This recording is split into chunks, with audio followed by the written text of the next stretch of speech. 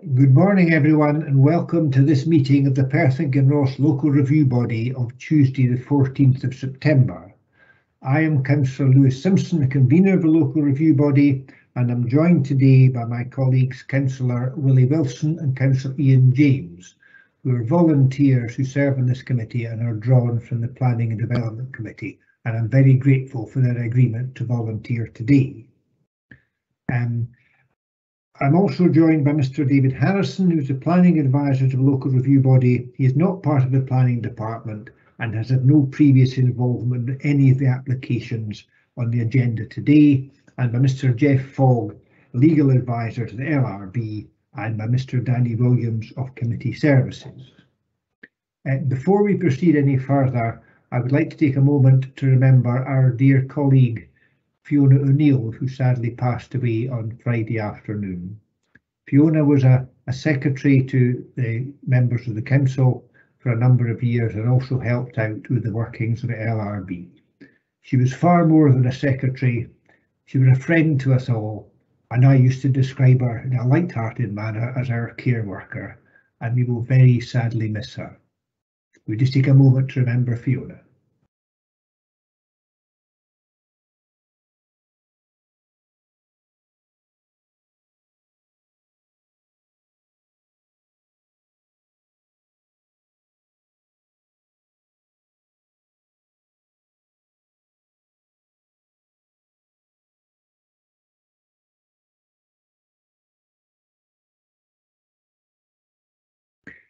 Now, if we can continue, colleagues, can I ask if there are any declarations of interest by members on any item on the agenda today? I have none. Councillor Wilson? For me. Councillor James? None for me either, convener. Right. Can we note the minute of the last meeting, colleagues? Noted. Thank you. We will now move to the first item of business today, which is item 1. It's a planning application for the erection of a garage at Ruskin House, Campmuir, Blairgowrie. May I ask you, Mr. Harrison, introduce this application for review? Thank you, convener. As you say, this is a detailed planning application for the erection of a detached garage at Ruskin House, Campmuir. The single-storey pitched roof garage would be detached from the existing house, and it would be some 6 metres by 4 metres in plan area and 2.4 metres to the eaves and some 4.1 metres to the ridge. It would be positioned between the front of the house and the private road. The building would be finished in materials to match the existing house. It would be set some 4 metres from the road and 1 metre from the shared boundary and 2 metres from the house itself. I'll take you through some photographs now, but you might like to have page 13 onwards, which provides you with a location plan, the site plan and drawings of the garage, but also some photographs of the existing house and the position of the garage. The general sequence of the photographs will be approaching the site from the east, the site itself and its relationship with the adjoining house, the rear garden area and the outbuildings in that garden area. So here in the first photograph, as I say, we're looking in a westerly direction, so we're coming up the private road from the public road. In the photograph we have the adjoining property number 26 and also beyond that Ruskin House. And Ruskin House is, I would say, the last property on that side of the road as you go towards the countryside.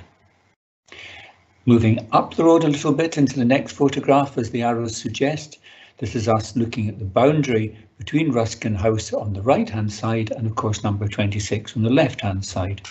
And as you can see, the area of number 26 and, as you'll see in later photographs, the area in front of Ruskin House are both given over to, shall we say, gravel parking and turning and circulation space. Moving on and slightly to the right of that photograph, we're now looking across that front area of Ruskin House towards the forwardmost elements of the adjoining property number 26. And the yellow outline gives an indicative position of the garage, say, in front of Ruskin House itself.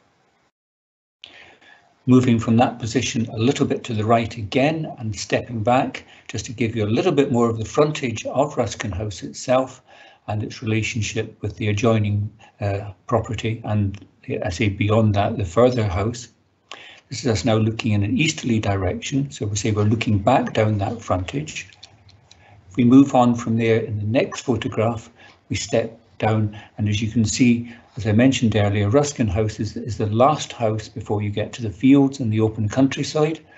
And again, you can see the relationship between the adjoining property number 26 and the potential position of the garage. And you can probably just make out on the extreme left-hand side of the photograph, that is the private road, as it were, going on down towards the public road. Moving on from there in the next photograph, we move into that sort of circulation and parking area in front of Ruskin House.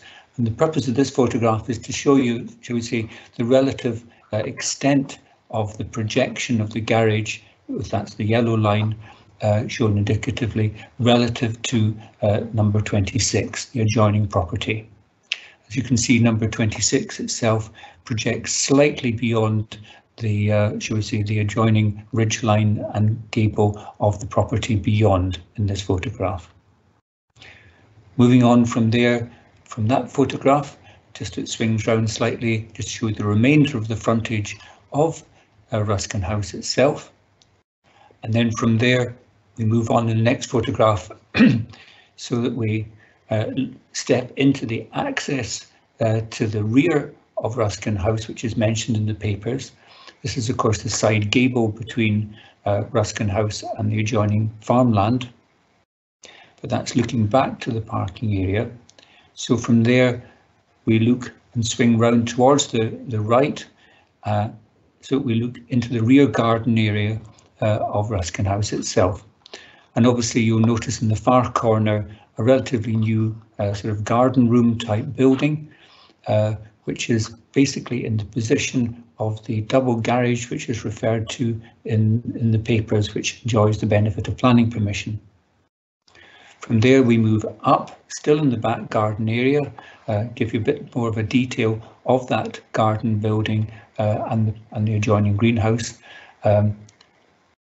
From there, in that position, we now swing round to the left, still in the rear garden area, but this is just to show you both the garden building and the extensions on the back of number 26 and other buildings beyond number 26.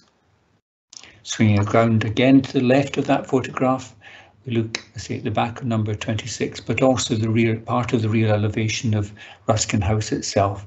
So that shows you that rear garden area. We move on to the next photograph. There are a number of properties referred to in the papers which have garages, should we say, between the main house and, in this case, the private road. This is a property called Wirren, which is also served by the same private road as Ruskin House, and this is a garage extension which has been built between the house and the private road. If we move to the next photograph, there's reference to another property called Strawberry Bank. It's near Campmuir, slightly further to the south.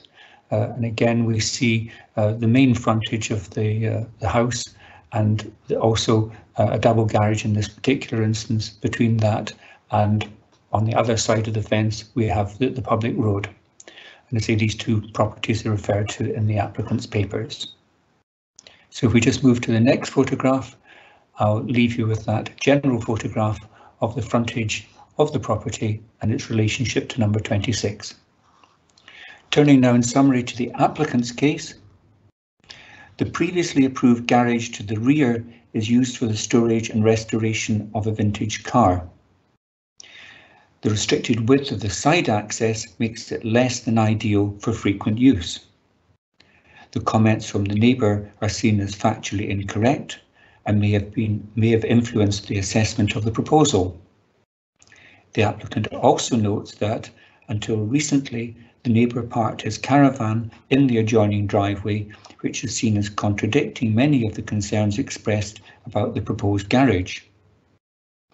only the neighbour's driveway would be overshadowed. The reference to the blocking of light to a decking area and 3 rooms is seen as an exaggeration. Attention is drawn to 2 other garages at Camp Muir which have been built in front of the house. In particular, the double garage at Strawberry Fields, which is visible from the public road. By contrast, the proposed single garage is onto a private road. Turning now in summary to the officer's report of handling. The house is not located within the defined settlement, and the LDP placemaking policy provides the main criteria for assessing the proposal. The front garden is currently laid out in gravel as a parking area. There is access past the western gable to the rear garden, where there is a recently granted consent for a double garage. The officer's main concern is the position of the garage in front of the principal elevation of the house. The scale, form, massing and bulk are viewed as having an imposing and oppressive appearance in this context. Overall, the proposal is viewed as being out of character, as garages are generally accommodated to the side or rear of houses.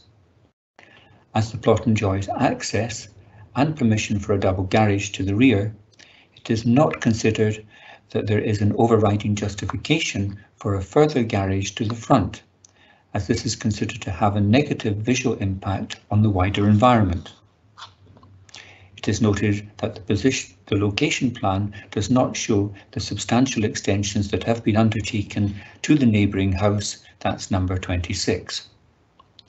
The proposal would reduce the level of light enjoyed by the neighbour. However, this has not been assessed in detail as the proposal is viewed as inappropriate in principle. It is noted that vehicles would have to project into the private road to enable the garage doors that are proposed to be opened. In this case, there has been a representation, and this expresses concern regarding prospective overshadowing of windows serving 3 rooms and a decking area that enjoys afternoon and evening sun. Also a loss of outlook to the countryside. It is suggested that the garage be sited in an alternative position in the rear garden area. In this case, there is a request for a site visit, but no request for a hearing. Thank you, Convener. Thank you very much indeed, Mr. Harrison. Are there any questions for officers on the application for review? Councillor Wilson. Thanks, Convener. If we go back to the rear property, the rear of the property at Ruskin House, Mr. Harrison, the photograph with the wooden structure and greenhouse. That's probably the one. That wooden outbuilding, was on the site, the previously consented garage site. Yes, yes, it takes up part of the consented site. As you can see, it's a sort of, shall we say, a single building. It was a double garage that had consent. Yeah. My understanding is that the consent or the application for the double garage was made by the previous owner of the property, and the new owner, as you can see, has erected a garden building in place of the garage. Indeed. And the boundary of the garden for Ruskin House is just beyond the end of the greenhouse. Am I correct in saying that? Yes. So yes. And the bit to the right of the garden where the shrubs are being established as a shrubbery area is garden ground. Yes. The photograph is taken standing within the garden. Yes. Yeah. Okay. And can we go back and have a look at the extension, I think swinging around to the extensions behind number 26, which were referred to in the submission. So that's part of it, as is the next photograph, yes. Yes. And the building that we see, there's a low-level roof immediately behind 26, and another building behind that. Is that part of 26 or part of the plot next door? I think the isolated roof, just where your cursor is slightly move the cursor to the right, and that building, is that in the curtilage of 26 or elsewhere? I can't be 100% sure, but I'm fairly certain that's in the next property down, as it were, not within the rear garden of number 26. Thank you. Thank you, Councillor Wilson. Councillor James, have you any questions for this one? No further question. I'm just a little intrigued because it says in the paperwork that the garage to the rear has it was being used for restoration of a vintage vehicle, but I don't see a building big enough to house a vintage vehicle in the back. Yes, I think I'm similarly confused by that. It implies, first of all, that the building is there and in use. It may have been in use and possibly there's been shall we say, a misunderstanding by the agent that it is still there. Okay, fine, thanks. Cheers, that one. But I have one question for you, Mr. Harris. On page 15, there's a very, very small scale plan, and my eyesight isn't up to it. Can you advise me how close to the existing house the proposed new garage would be? It does say, but I'm without my magnifying glass today. Yes, you just about need that. It's in the order of 2 meters. 2 meters. And there is mention in the papers that the officer's conclusion that it would be unusual to build build something new quite so close to existing windows. Would that be? Is that correct? I think his view was it would be unusual to have the garage, shall we say, projecting in front of the principal front elevation of the house, including the windows. Yes, most people wouldn't choose to maybe overshadow their own windows. However, that would be a choice for an applicant in most instances. So, for example, if somebody was putting up just a garden shed, they may choose to have it close to the house if they didn't have the space. Right, and it is one other question. I noted when I was there in the back right-hand part of the garden, there's I think it's electric pylons or a wooden post. Could you advise? It's not for us to advise people where else they might do their development, but how close to such a poles could you build a garage if you were minded to do so? I have to say I can't be certain about that. The distance I tend to think of is 6 meters to a power line, but I'm quite sure there will be many instances where people have put up garden huts and various things underneath or adjacent to power lines. So that would really be a matter for the electricity service provider to decide. That's right. Thanks so much, Mr. Harrison. So, no further questions, colleagues. Members, can we proceed to determine the application for review on the basis of the information before us? That is, the information contained within the papers and the presentation by the planning advisor, or do we require more information? Councillor Wilson. Thanks, convener.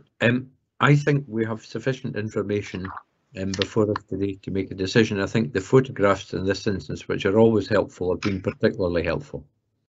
Thank you. Councillor James, are you happy to proceed? I would agree entirely with Councillor Wilson. Again, yeah, happy to proceed, convener. Right. So we will now proceed to assess the case and move to debate. Can I ask you, Councillor Wilson, having considered the applicant's papers, the report of handling, the Perth Kinross Local Development Plan and all other relevant material planning considerations, to start us off? Thanks. Well, we always go into these things in meticulous detail, and the presentation today is part of that consideration. I find this is a difficult one to support in any way, convener, because it's quite clearly, I think it would be an incongruous development in my view, for a variety of reasons. The proximity to the house and to be 2 meters away from a occupied room seems to be inappropriate. Also think that placing the garage at this this location in front of the house, in front of what may be a bedroom window, I'm not sure of the internal layout of the house, would be, I think, create a precedent. There's been two other examples shown. They're not directly applicable to this case, in my view. One of them was at the side of what was a property, and the other one didn't relate to the circumstances that we see before us at all. Therefore, I have not taken them into account in making up my mind about this one. I think the location there is too much in front of the building line. If there'd been a small extension, perhaps that might have been acceptable, but this is a separate building. It's not integral at all to the property, and I think, although you did say, convener, it's not for us to suggest other locations. There's clearly a good element of space within the site, and there was a previous consent for a garage in the back garden, which is a piece of I think it's a material consideration, because it did exist before as an approved site for a garage. The fact that the current owners have chosen to place another building there is entirely their business. So I would support the refusal. I think on page 25, convener, I think the approval would therefore, I'm on line 1, 2, 3, 4, 5, 6 of the text of reasons for refusal number 1. The approval would therefore be contrary to policies 1A and 1B, C and D, particularly relating to the building line. I think we should specifically mention the building line within there of the Perth Kinross Local Development Plan. I don't think the wording of 1.1 on page 25 is necessary, but I've no strong feelings about that. It's sometimes added, but I think it's maybe not entirely required. And the reason number 2 for refusal on page 25, I would say that in the last line, the word landscape, it should be streetscape rather than landscape. Land refers to kind of more rural areas even than this, and therefore I would suggest that streetscape character would be the more appropriate term. Thank you. Thank you, Councillor Wilson. Councillor James, have we had your view? There's not a lot I can add to what Councillor Wilson hasn't already said, to be honest, convener. I'm of the same opinion. I think it's too close to the window to the left of the current property. I know the applicant has made mention that the neighbour had placed their caravan right next to the fence in that or adjacent to that position. The fact of the matter is, convener, a caravan is movable. If you put a building there, it's there forever. I also, and again, it's not for us to say where a building should go, but if there's extant permission for a garage, which it seems as though it's been referred to but doesn't appear to be there, they've actually removed the garage and replaced it with a shed. But I'm like Councillor Wilson, I'm minded to go with the officer's recommendation for refusal, with the suggestions that Councillor Wilson's already made to the reasons. Thank you, convener. Thanks, Councillor James. I have to say, colleagues, I think we appear to be in agreement this morning. I feel, as I look at, there's a photograph on page 46, which I think it pretty much says it all, that nowhere round about has anything resembling this proposal. And although, at the risk of repeating myself, it's not for us to advise people where to put their developments, there does seem to be much more appropriate places to build a garage if you wanted to do so. So I think without anything further, I would agree that we uphold the officer's view on this. I have to say, as regards the paragraph 1.1 on page 25, I think perhaps it should be left in. I think it's important that we do not depart from development plan unless it's absolutely necessary. And I feel here, because this is not the only place to put a building, I think maybe it's important we leave 1.1 in, but I'll leave it up to others we can decide whether we want to do that or not. So, Councillor Wilson, do you wish to articulate your view any further? No, I'm happy to include that wording you've suggested, convener. Right. So I think, Mr. Fogg, are you happy that you have everything you require for this one? Yes, convener. If you heard what you both said in relation to the what's numbered as 1.1, I wonder if it would be more appropriately added in then to the first paragraph rather than as a second reason for refusal. It does seem a bit incongruous. I've seen other reasons for other decision notices. Underneath the reasons, there's a justification given, and that wording sometimes appears under the justification. I think that was possibly what was intended. Yeah. But it does look a little bit strange as an unspecific second reason, when I don't think that was the intention. No, I think if we just leave it as part of the first paragraph, I think right. we'll be quite content with that, Mr. Fogg. So thank you. That's fine. So thanks very much indeed, colleagues. I realise the applicant, well, this was not the result the applicant wanted, but I think you will agree we have had a good look at this one, and we have not left the applicant with nowhere to park vehicles or to erect a building. So, colleagues, we can move on now to item 4.2, which is a planning application for the erection of an agricultural building and associated works at land 250 metres northeast of Bankhead Farmhouse, Bankhead, Ayleth. So, Mr. Harrison, may I ask you to introduce this application for review? Thank you, convener. As you say, this is a detailed planning application for the erection of an agricultural building and associated works at Bankhead Farm, Ayleth. The portal frame building will be some 36 metres by 36 metres in footprint. It would be some 4 metres to the eaves and 8.5 metres to the ridge, which would run perpendicular to the public road. The roof would have a 12.5 degree pitch and finished in green polyester coated cladding.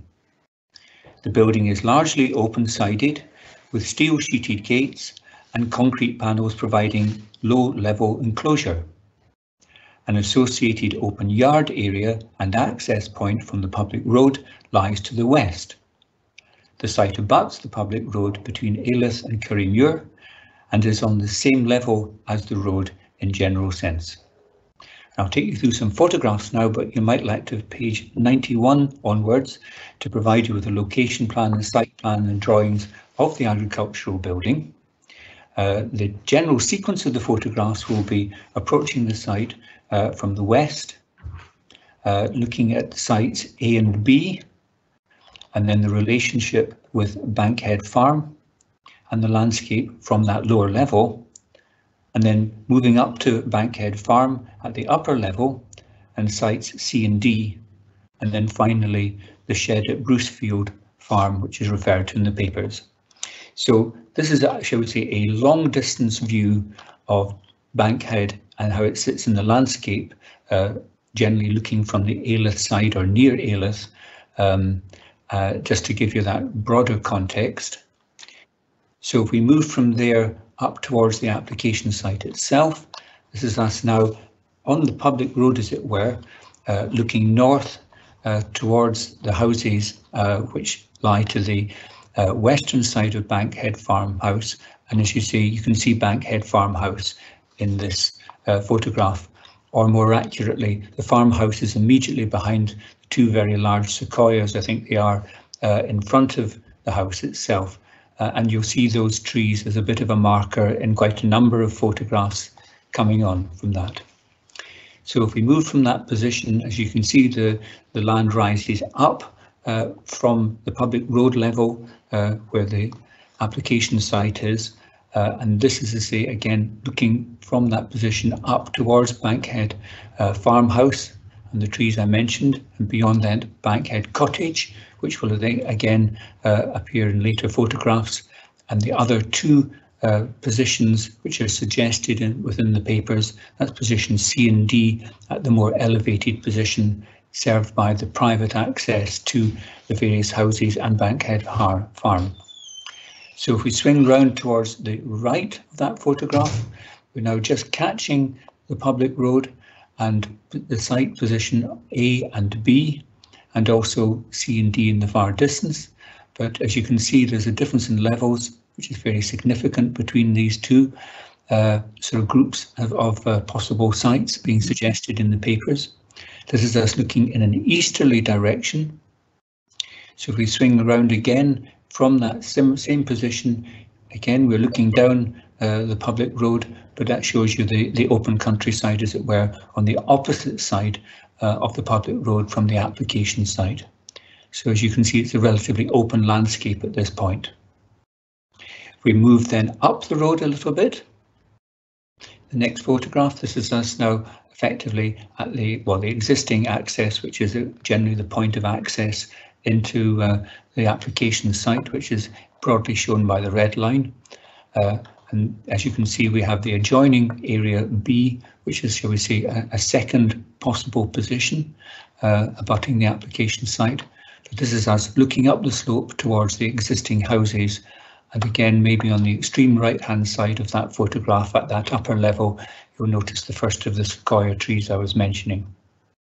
So swinging round towards the right of that photograph, looking up the main body, as it were, of the application site and across the field and up the slope towards the farmhouse. And from there again, if we swing round to the right, we look across the remainder of the application site.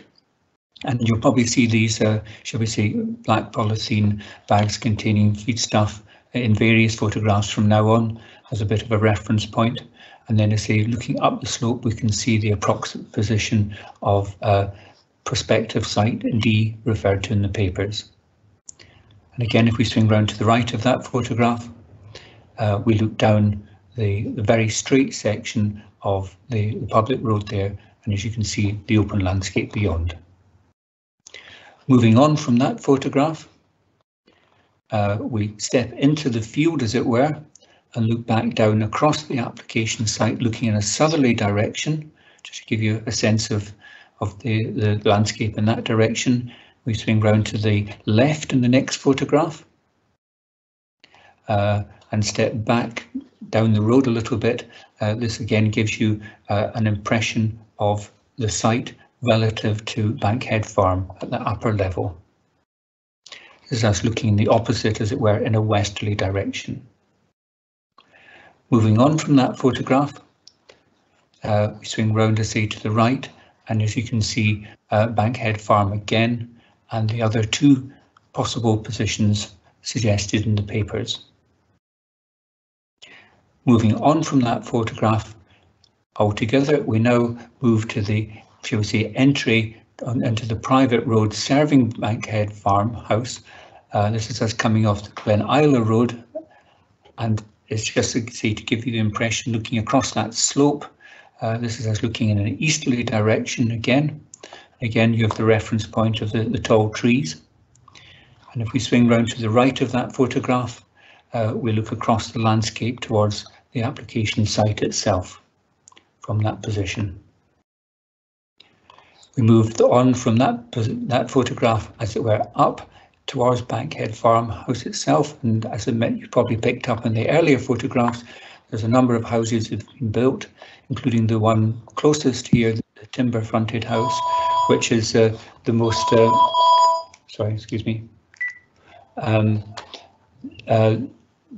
most recently completed house, and then some other properties which are lying to the west of Bankhead House. If we swing round to the right of that photograph, we get the traditional outbuildings to the west of Bankhead Farmhouse, which is actually out with the applicant's ownership. And then if we move round to the right of that photograph, we pick Bankhead Farmhouse up itself. And this is really us right at that upper level, and as you see, you can see the sequoia trees in this photograph as well. If we move on from that position, we're now looking down the access track across the frontage, as it were, of Bankhead farmhouse, looking in an easterly direction. And from that photograph, if we move on down the track a little bit, you might have picked up the horse box in the earlier photograph. You can see there's a fairly tight corner, which you can see on the plan as well at that point, this would be part of the access road to sites C and D, which will appear in later photographs. From that position, say if we move towards the left, still standing in the access track, this is us looking at the frontage of Bankhead farmhouse itself. Moving on from that photograph and further swinging round to the right, we look from that upper level on the track down the slope, as it were, to the application site. It gives you the broader landscape context. From that position, we swing round to the left and go looking across, again, the landscape, again from the access track, having gone round the corner. Again, just to give you an indication of the broad landscape context. And again, swinging round to the left again, we're picking up Bankhead Cottage now, and also the general position of Site C referred to in the papers. Again, if we swing round to the left in the next photograph, we look up the access road to some other traditional farm buildings to the east of, in this case, of Bankhead farmhouse.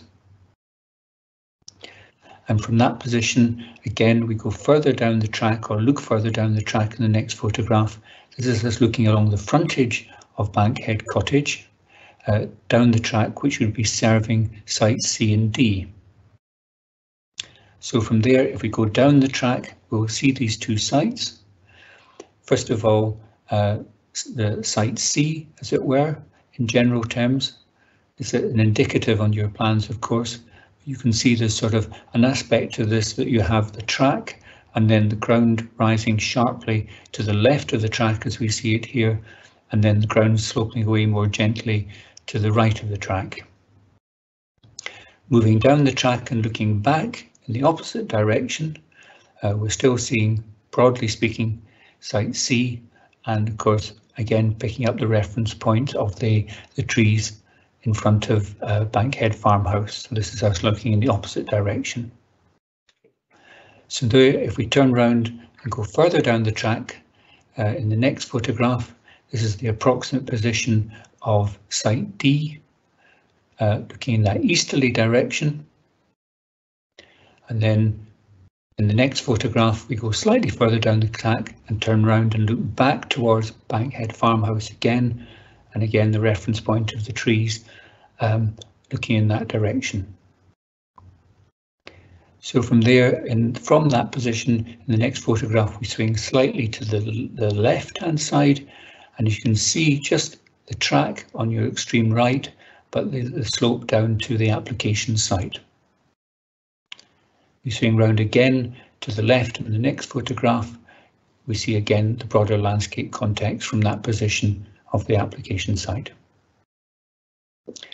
Moving on from that photograph, we move to, the other building which is referred to in the paper, that's Brewston Farm Cattle Shed.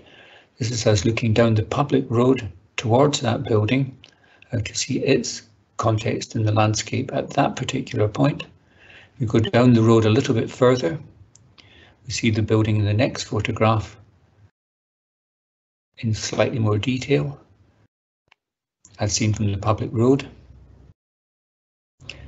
And then just to go to the next photograph, we just give you an indication of the nature of the building, which is, shall we say, of a similar design, being a relatively open building with a roof and gable enclosure, but other than that, the building is relatively open. So if we move to the next photograph, I'll just leave you with that general photograph of the application site. Turning first in summary to the applicant's case, The applicant bought the 190-acre farm in 2015. The farmhouse and traditional farm buildings are some 240 metres away from the application site and in a more elevated position. The applicant envisages the building being used for the storage of machinery, equipment, straw and feedstuffs, with approximately a third of the area given over to the housing of some 80 cattle over the winter months from October to April. At present, the cattle are overwintered elsewhere, as the existing buildings are not considered to be suitable for modern farming purposes and are close to 5 houses. Regarding the first reason for refusal, no odour assessment was submitted as the site is adjoined by farmland and there are no houses in close proximity. The proposed building is seen as similar to others in the locality, notably at Brucefield Farm, which are closer to houses but were not subject of a noise and odour assessment. The prevailing wind is southwesterly, and a consultation with Scottish Agricultural College indicated that the risk of odour nuisance was low if best practices are followed. It is suggested that this matter could be addressed through a planning condition regarding mitigation and odour management plans. Regarding the second and third reasons for refusal, the officer's landscape assessment is seen as subjective. This proposal is considered to comply with the placemaking policies. Site A, the application site, and Site B are preferred because they are flatter and next to the public road and water and electricity services. They are not seen as open to views in the wider landscape due to hedges and trees, and have a backdrop of rising ground.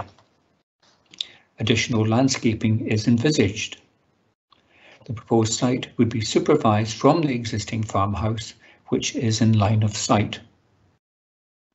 Sites C and D are served by a metalled road that would need to be upgraded together with engineering works to create a turning area for large lorries and to site the building into an embankment. Water and power services are also distant. The cost of developing at these locations is seen as too great. These sites are seen as being prominent in the landscape and capable of being viewed from Alyth and Newtile. Regarding archaeological considerations, the proposal is viewed as being distant from the historically important ruins and fort. Turning now in summary to the officer's report of handling, while agricultural development is generally supported, this is subject to appropriate siting and design, control of noise and odour, landscape fit and, in this case, any archaeological considerations. Regarding residential amenity, Scottish Executive Guidance of 2005 recommends that new livestock buildings should not be sited within 400 metres of houses and, where possible, downwind of residences. An odour assessment based on agreed methodology is seen as necessary to determine likely emissions, and a waste management plan is also seen as required. No such assessment has been submitted with this proposal. The 4 potential locations are within 400 metres of housing. Regarding this aspect, Environmental Health has advised that Site D would be the preferred location. Planning Advice Note 39, that's regarding farm and forestry buildings, provides guidance on the design, siting and layout of such buildings in the landscape. It seeks to achieve a high standard of design throughout the countryside. It also specifies that new agricultural buildings should be located within or beside existing farm groupings, unless there is an operational need for an isolated siting. The officer recognises the need for the new building to be separate in a separate location, as in this instance due to the presence of houses next to the existing farm. However, at the pre-application stage, concerns were raised that the proposed site regarding the proposed site in terms of the impact on the Broad Valley Lowland Landscape designation, as Site A is not seen as being visually contained. In addition, Site A is seen as having a poor relationship with Bankhead Farmhouse in terms of security and supervision.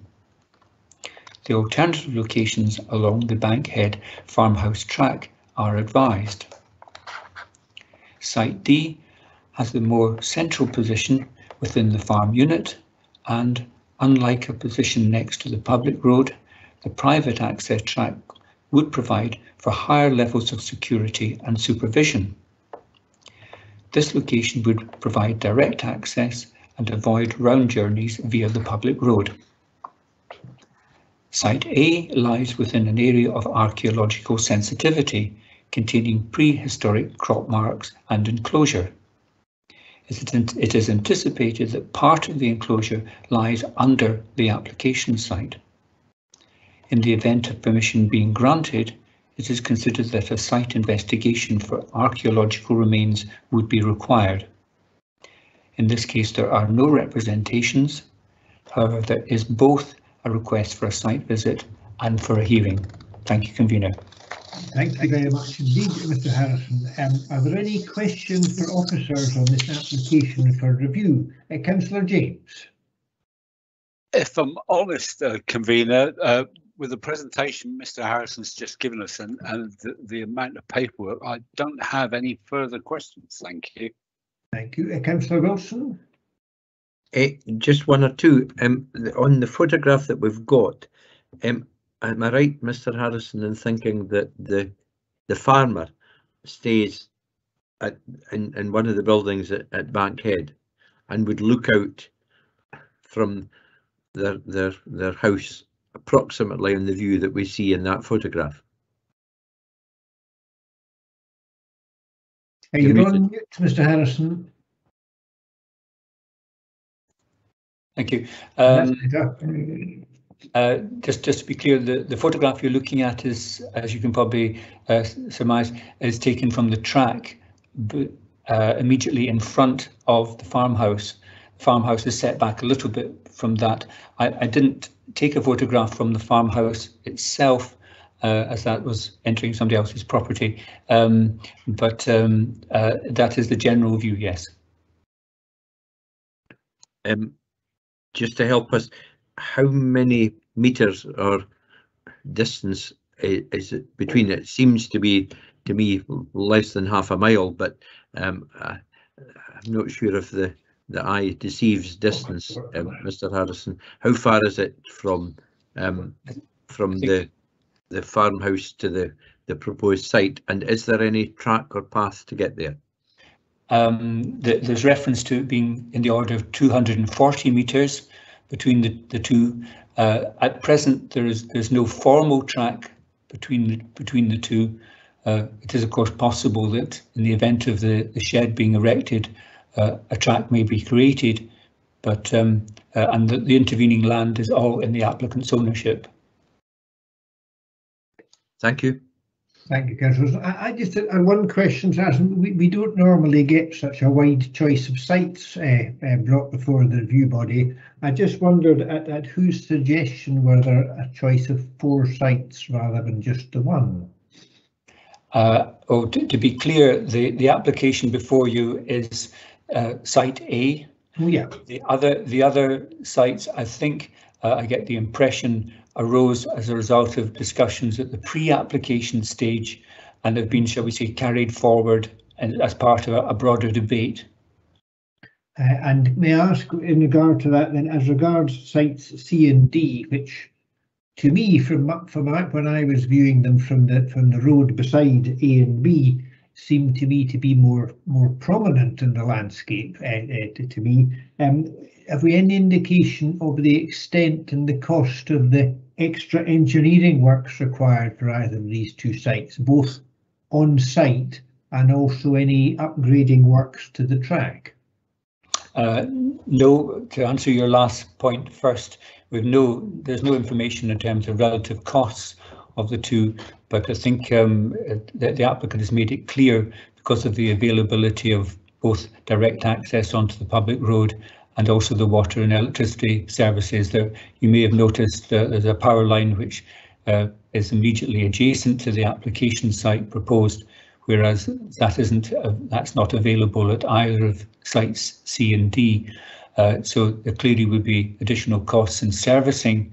There would be additional costs in terms of the engineering operations, on both in terms of improving access and also just simply creating an area to accommodate a building of this scale at the two upper levels.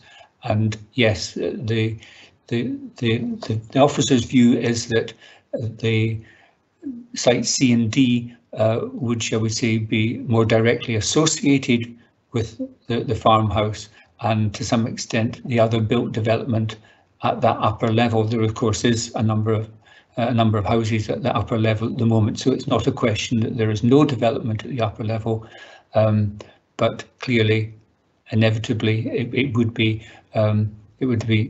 more prominent in the sense of being elevated in comparison to Site A. And would it also be fair to say that the upper area, as it were, track, it seems to be almost entirely residential development at present? It does seem to be that way. The amount of, shall we say, agricultural buildings or use seem to be fairly low level, certainly as things stand at the moment. Of course, the one traditional open-fronted building which you saw at one point, but that seems to be the only actual building associated with the farmhouse which is in any sort of agricultural use at the moment. The other building, which the roof appeared to be no longer intact, wouldn't appear to be in use for any agricultural purpose. Right, I'm content with that. Thank you very much. Anything else? Any other questions, colleagues? No. Right. Oh, thank you. So, members, can we proceed to determine the applications for review on the basis of the information before us, that is, the information contained within the papers and the presentation by the planning advisor, or do we require more information? Councillor James. No, I'm very happy to proceed, convener. Thank you. Thank you, Councillor Wilson. I agree. I think we've sufficient information to proceed. And I too agree. So let us assess the case and move to debate. Can I ask you, Councillor James, having considered the applicant's papers, the report of handling, the Perth Kinross Local Development Plan and all other relevant material planning considerations, to start us off? Thank you very much, convener. And to be honest, I'm a little bit surprised to see something like this come to an LRB, all for the right reasons perhaps, but reasons which I disagree with. Policy 39, landscape development. This is clearly an agricultural building in an agricultural landscape. What's not fitting? I think that this farmer is obviously looking out for his animals and equipment, and it's not the usual agricultural buildings which we're used to seeing, you know, the 3-bedroom ones with solar panels and such like. This is clearly an agricultural building. I think he's citing this building where he can see it from his own property, and to my mind, it's in his sightline. It is the right place to be. I think the other sites suggested to him would be cost prohibitive, and the planning officer has, I think, in this instance, actually made a mistake, and he's been very subjective in his interpretation. So with all that in mind, convener, I'd be minded to actually allow this application. Thank you. Right, Councillor James, thank you very much. Maybe we have your review, Councillor Wilson. Yes, indeed, convener. Thank you. All of these things are a question of balance, and on balance, I'm inclined to agree with Councillor James on this one. for maybe slightly different reasons. First of all, the farm buildings, as we saw, are past their best, and I think the old Scots expression is they're done.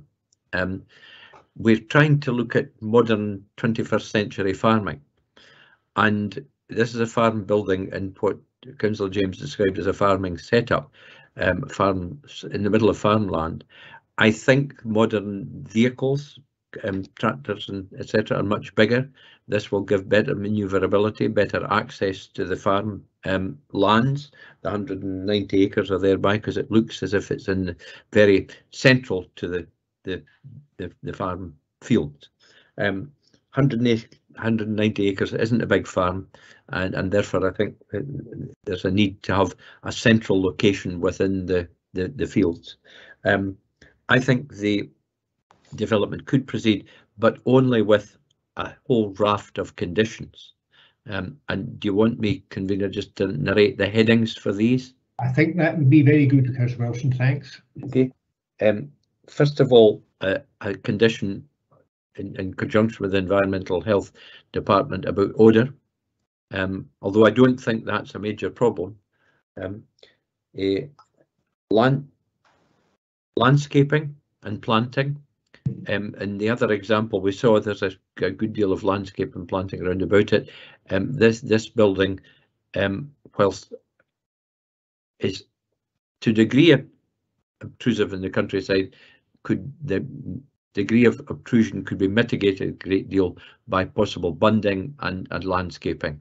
There would need to be reference to archaeology. No matter where you dig in Perth and Kinross, you'll find some archaeology. That's inevitable, but we need to respect that, and there needs to be an archaeological investigation condition. There needs to be looking at drainage and surface water as well, and we need to look at roads and access as another heading.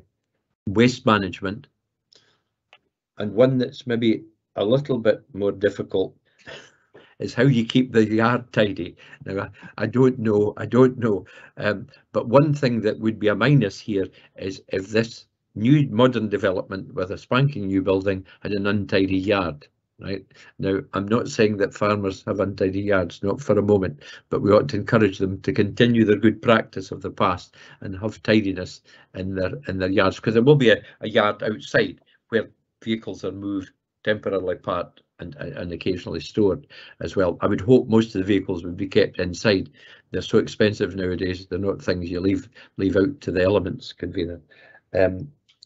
And I think also, just to confirm the finish and colour of the building, there's a recessive green colour that's proposed, I think is probably appropriate, but we need to make sure that we can stick to that. Now that's a fairly big list, but my support for my being minded to support the application is predicated entirely on all of these conditions being developed by our LRB officers. Thank you, Councillor Wilson. As is often the case when I'm in agreement with you, you've pretty much said it all there. I would be in agreement in all your points. I think I would be minded to allow this as well. I couldn't really understand when I stood looking up the hillside what the problem was. I do agree, particularly, Councillor Wilson, with your point to do with the outside of the building. There's a danger in all farm and other enterprises of what I would describe as yard creep, where the outside gets bigger and bigger with more vehicles and things stacked up and so on. And perhaps we can condition the landscaping area around the building, which will be as important as the building itself. But I think on this occasion, Mr. Fogg, I see that the three of us are in agreement that we allow this building with conditions as outlined by Councillor Wilson, and I think to a certain extent myself and Councillor James. Have you any questions, Mr. Harrison or Mr. Fogg? If I could maybe ask one question. I'm conscious looking at the extent of the application site, and as Councillor Wilson understandably refers to the fact that farm machinery requires a certain amount of circulation space even to access the property and to function, let alone any open storage. The application site does, in shall we say, its northern elevation, seem to be relatively tight. It seems quite possible that the landscaping may well be out with the application site, albeit another land in the applicant's ownership. I just wanted to be clear that that was what you were envisaging, that the condition in relation to the landscaping would be, I say, on other land than necessarily the strict application site and the yard area identified. Indeed, Mr. Harrison, you're correct to draw attention to that. It would need to be within the curtilage, obviously, of the application site, but since the applicant owns land immediately adjacent to it, then it would be possible to use some of that land for say, some of the landscaping. Yes. If that meant an amended application had to go in, so be it, as far as I'm concerned. But I hope that wouldn't be possible, wouldn't be necessary rather, but I'm particularly keen to make sure that the roads and access issues are addressed as well because of the size of the current agricultural machinery. I hope that answers your question, Mr. Harrison. Councillor Wilson, just for the voice of doubt, it is competent to impose a condition necessitating the use of land out with the application site where it is within the ownership of the applicant. So you're not precluded from proceeding on that basis. I'm glad to hear that, Mr. Falk. I think we want to make this as straightforward for the applicant as possible, as I think has been alluded to earlier. But I think we're all in agreement that they're doing the right thing by going down this route with regards to how they operate their farm. So, James. Yeah, with that in mind, trying to make it as simple as possible, convener, the odour plan, bearing in mind that this is a farm, do we need to impose an unnecessary cost on telling people that a farm's going to smell like a farm? You know, and given that it is out in an agricultural landscape and quite away from other buildings, is there a necessary cost? Convener, if I could come into that, my answer or response to Councillor James is yes, indeed, it is both reasonable and necessary to have an odour management plan. I think if you look at the advice from the Scottish Agricultural College that was submitted, they themselves were advocating that there is a potential for noise nuisance to be caused if it's not properly managed. And I think the application is actually predicated on the basis that there would be such a plan. So I think it would be remiss of the LRB to take that simply on trust. I think it needs to be one of the conditions. I was going to ask from Councillor Wilson, had that been specified, because I wondered if I'd missed it. I just wasn't clear if that was part of your broad subject headings, Councillor Wilson. Indeed, it was number one. But good, I realised I had a feeling I may have missed it. Yeah. I'm quite happy to narrate them again, but I don't want to extend the length of reading. I was simply giving one line, one word or one line heading. Yeah, no, that's fine. Extrapolate them if need be. No, I think I think we're all content with that, and we can leave it to our professional officers to finalise the details. So on this occasion, we're in complete agreement, and I hope that the applicant, obviously, on this occasion, will be pleased with the result, and we look forward to seeing what happens with this one. So, colleagues, before we move to item 3, may I suggest we have a quick 5-minute break and then return raring to go for the last 2 items. So I've got a quick 5-minute break. Thank you, convener. Thank you.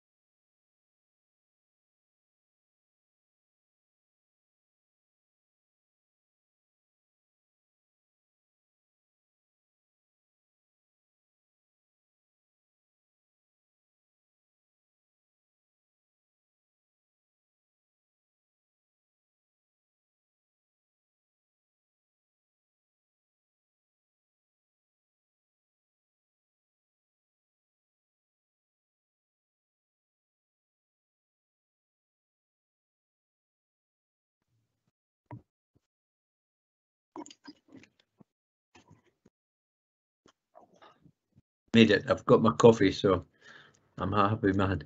You're muted. I've just realised I wasn't muted. I'm just blooming telling my missus to get my photographs sent out. Got to get a rail card renewed. Ah, right. Now, can I check is Mr. Harrison back with us? You are, right. Yes, thank you. Yeah. So I think we're ready to proceed, colleagues.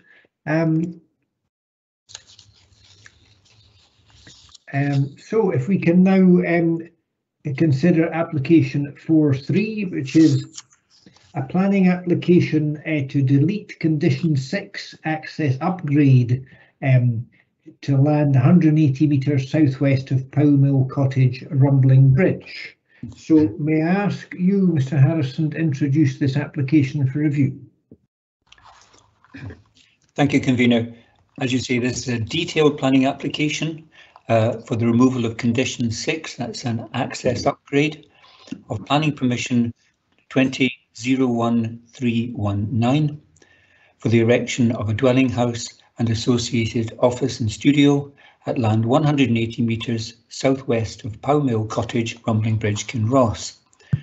And just to be clear, condition 6 states, and I quote, prior to the development hereby approved being completed or brought into use, all matters regarding access, car parking, road layout, design and specification, including the disposal of surface water, shall be in accordance with the standards required by the Council as Roads Authority.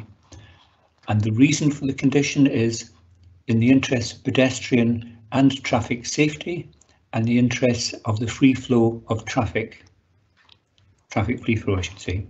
I might take you to the photographs now, but you might like to page 147, which will provide you with the location plan and site plan onwards. There's also a plan from the applicant on page 155, which gives an indication of the specification of the road which he is suggesting.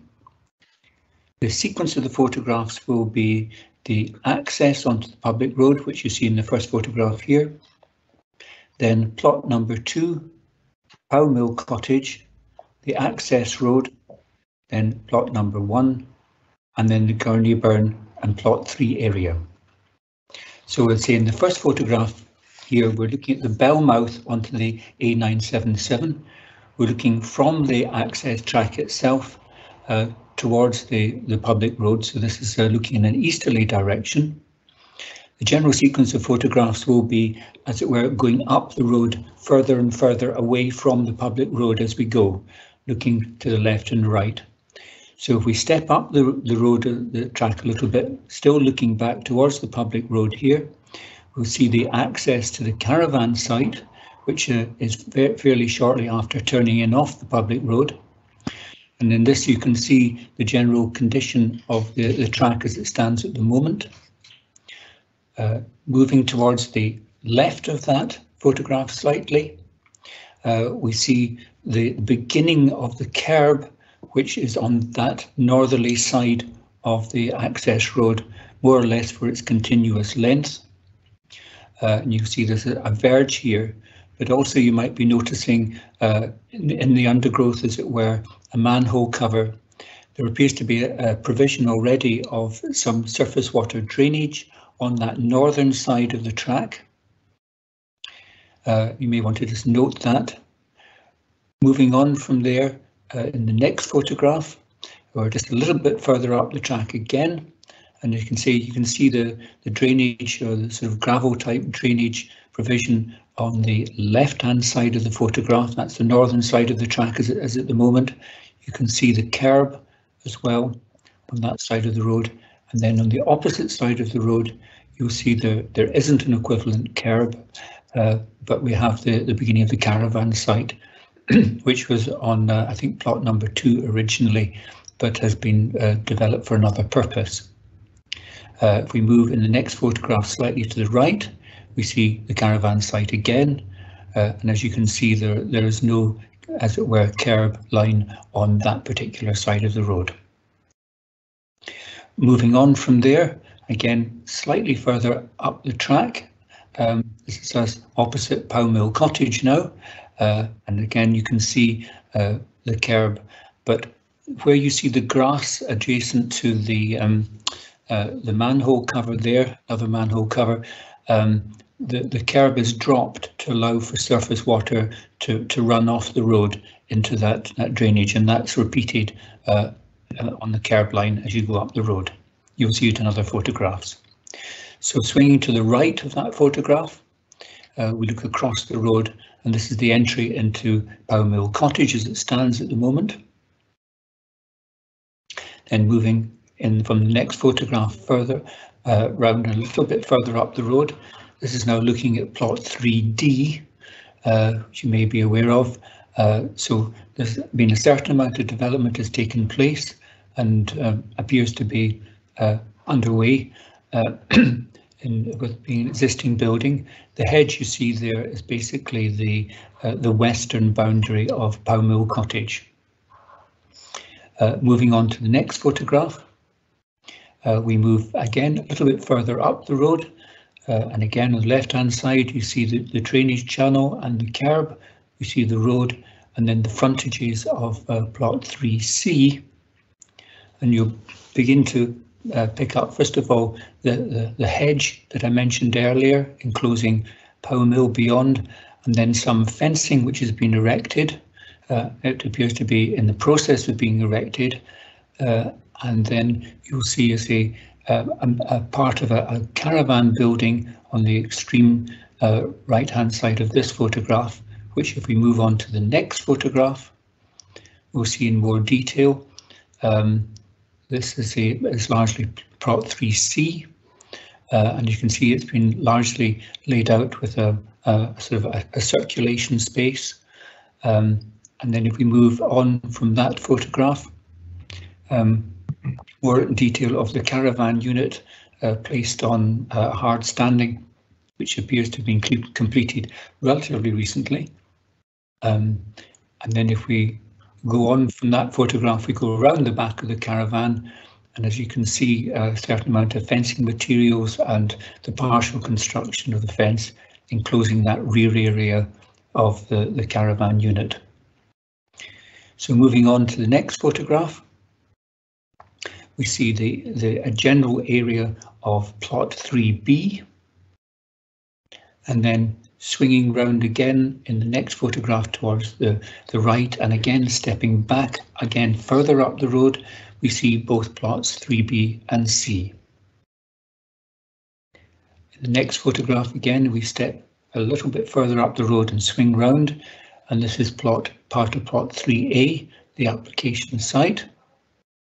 And as you can see, there are works in progress on the application site.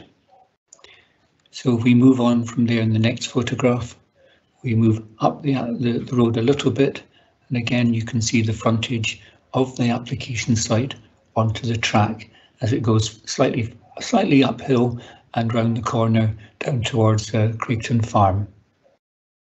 So from there, if we move up the application site a little bit further, this is us looking directly into plot 3A, and but some of the steel structure and foundations which have been erected in relation to that planning consent. And then if we swing slightly to the right of that photograph, and just to give you a little bit more of an indication of some of the details that I've been mentioning there, in this particular instance, you can see that the kerb is quite a bit proud of the surface of the road at the moment, and then we have an indication of one of the details of the manhole cover. Moving on from that photograph, and slightly to the right, again just to confirm that they have this sort of runoff kerb detail running still into this gravel drain down that northern side of the road, whereas on the opposite side of the road we don't have such containment as such. And this is of course just identifying plot 3A. So from there, if we step off the track for a moment into plot 1, we can look down, so we see the length of the various plots we've been talking about. This is from the last plot, plot 1, looking across plot 3A and beyond to plots B and D as well. And you can probably make out the white caravan gable in that. So if we move on from that photograph, I'll just leave you with this general photograph of the frontage of the application site. In this case, in summary of the applicant's case, condition 6 is linked to a road construction consent of the local development plan for site E23 for up to 7 dwellings with associated Class 4 office units. It was obtained by a third party prior to the applicant purchasing the site in 2018. This relates to the full 300 metres of the access road from the A977 to the east to the adjoining plot 1 to the west. The road would be to an adoptable standard. In broad terms, the condition is seen as contrary to the Scottish Government guidance on rural development and the desirability of aligning planning and road services. Scottish Government Circular 4/1998 provides 6 tests for planning conditions. Condition 6 is seen as failing to meet these tests, namely that the conditions are necessary, relevant to planning, relevant to the development to be permitted, enforceable, precise, and reasonable in all other respects. These failings may be summarised as follows. Regarding necessity, a single house does not need to be served by an adoptable standard road. The provision for the road to the west is not a necessary part of the approved development. The proposal would only be the fourth house, and the Scots Road Development Guide allows for 5 houses to be served by a private road.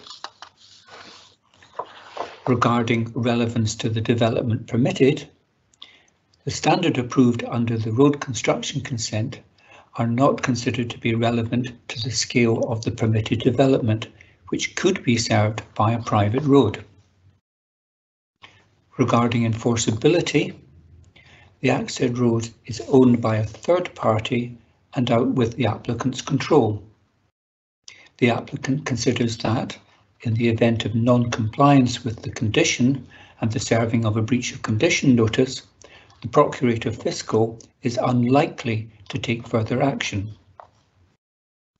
Regarding precision, the wording of the condition does not require any works to be carried out.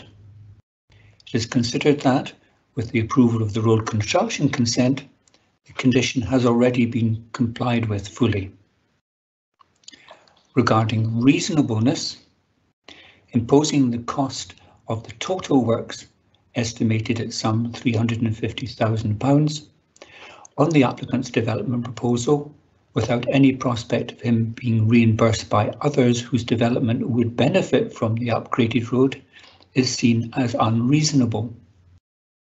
The condition is based on speculation that there will be further development and makes the approved development financially unviable. It is considered that there is no reasonable prospect of more than 5 development units being served by the road. It's considered that the Council should have required a Section 75 agreement at the outset to have been entered into to ensure the responsibility for the road was shared. It is also considered that there was an opportunity to require a mechanism to ensure a shared contribution to the cost of the road and setting out site-specific requirements when allocating the site in the local development plan. The applicant recognises that some minor improvement to the condition of the access road may be justified.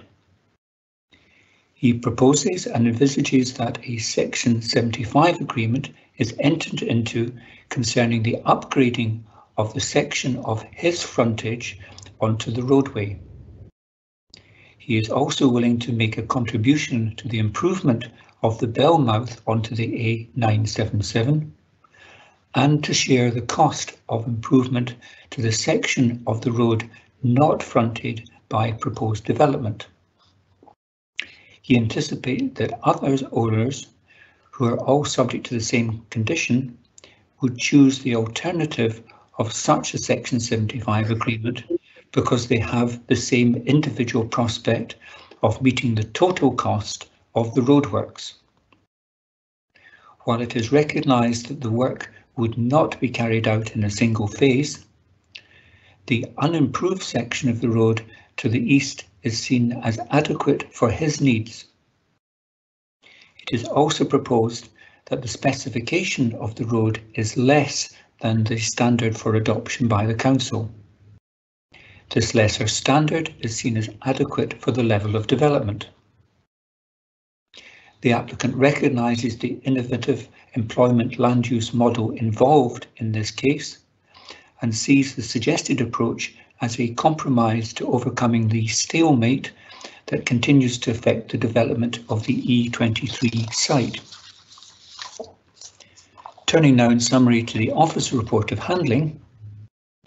First, in terms of background context, the applicant's application site falls within a larger area allocation as an employment site within the Local Development Plan 2. The access road, which is also part of the core path network, currently serves 3 houses, a caravan site and a working farm. Whilst Condition 6 does not explicitly cite the road's construction consent. Its purpose is to ensure that the access is upgraded to an adoptable standard. The condition has been part of all of the numerous planning applications and permissions for developing houses with associated office accommodation since the initial approval in 2003.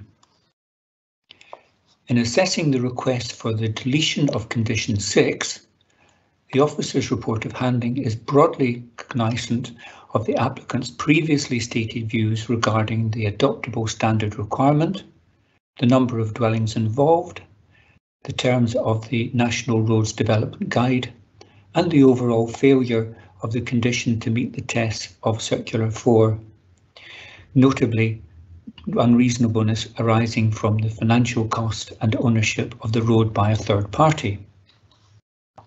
The report also highlights the issue of the deliverability of sites allocated through the local development plan, which has come to be, which has come to prominence recently. While this mainly concerns large-scale housing sites, whether or not a delivery strategy could be secured for this site was considered during the preparation of Local Development Plan 2. This allocation is of long-standing, dating back to the Kinross Area Local Plan of 2004. It is no longer in the ownership of a single party. The plots have been sold off. Consequently, it was concluded that such an approach was not feasible in this instance. Turning now to the Officer's assessment of the need for the access to be upgraded. The site first received planning permission in 2003, and the upgrading of the road to an adoptable standard has been a requirement since that time. The applicant's submission frequently refers to dwelling houses and the associated policy guidance, whereas the local development plan allocation is for an employment site, which allows for a residential element. In addition to traffic generated by the residential uses, the employment use can be expected to generate additional traffic associated with visiting members of the public and employees. Consequently, the standard of access required is higher than for a small group of houses. The applicant's assessment, based solely on the housing aspect, is therefore seen as flawed. The requirement to upgrade the requirement to upgrade to assess the access, as part of the development is of long standing and has been part of all the related planning consents. The applicant would have been aware of this when purchasing the site in 2018. The applicant has suggested that each plot upgrades its own frontage. However, none of the other plot owners have contacted the council indicating support for this approach. It is noted that the planning permission for plots 1 and 3D have expired. Plot 2 is now a 5-berth caravan site, and plots 3A, 3B and 3C have live permissions, with the same planning condition requiring the upgrading of the road. The suggested approach would not include the track frontage of Powmill Cottage, the section from the cottage to the public road, or the frontages of plots 1 and 3D. In the officer's view, that this suggestion does not provide a mechanism which would enable the track to be upgraded. It is noted that a lesser road specification is also envisaged. In this case, if the condition is deleted or amended to relate only to the frontage of the applicant's plot, the burden of the remainder would fall on the next plot. If that is treated in the same way, there would appear to be a strong possibility that the entire E23 employment site would become developed without an appropriately upgraded access. Regarding the financing and apportioning of costs, this is seen as a civil matter between the owners and developers, and not a material planning consideration. Such negotiations are out with the remit of the planning authority. Ultimately, it is considered to be for the developer to address the conditions of the planning permission and for the owners to collaborate at the time of purchase to agree a means of delivering the upgrading of the access road. In this case, there is neither a request for a site visit nor a request for a hearing. Thank you, Convener. Thank you very much indeed, Mr. Harrison. Are there any questions from officers on this application for review? Councillor Wilson. Thank you, Convener. This is a complex issue. Mr. Harrison, how many caravans are there on the wee caravan site? You mentioned 5, but is that the number of actual stances of caravans? My understanding, that's the number of stances. Right. Are they residential or tourist? My understanding it's a visiting, it's a tourist facility as opposed to residential. Whether any of them are occupied in a residential context, I really couldn't confirm. No, but if it's tourist, at least in part, there's a fair amount of traffic generated. That was my. Well, yes, they will be coming and going. Yeah. Okay. The other applications that have been approved. Sorry, my phone's ringing. I'll mute for a.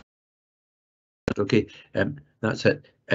The other applications that have been approved that have a similar requirement, right, a condition, have any of them made any moves to do anything about the road? In terms of, to our knowledge, it's acknowledged in the report, and you were saying about the planner's view is it's not up to us to sort this out. It's a civil matter. But have there been, to your knowledge, Mr. Harrison, has there been any moves for other people with a similar condition to get together or discuss this or whatever? No, I'm not aware of.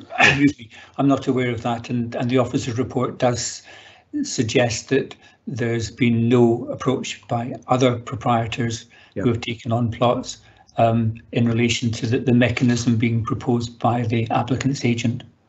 Okay, I was minded, Convener, having read the papers, that this would be a worthwhile visit location. I've gone off that point because I think I can see the road and the site perfectly clearly from the photographs, and obviously from your own personal visit. But so I won't be asking for a site visit.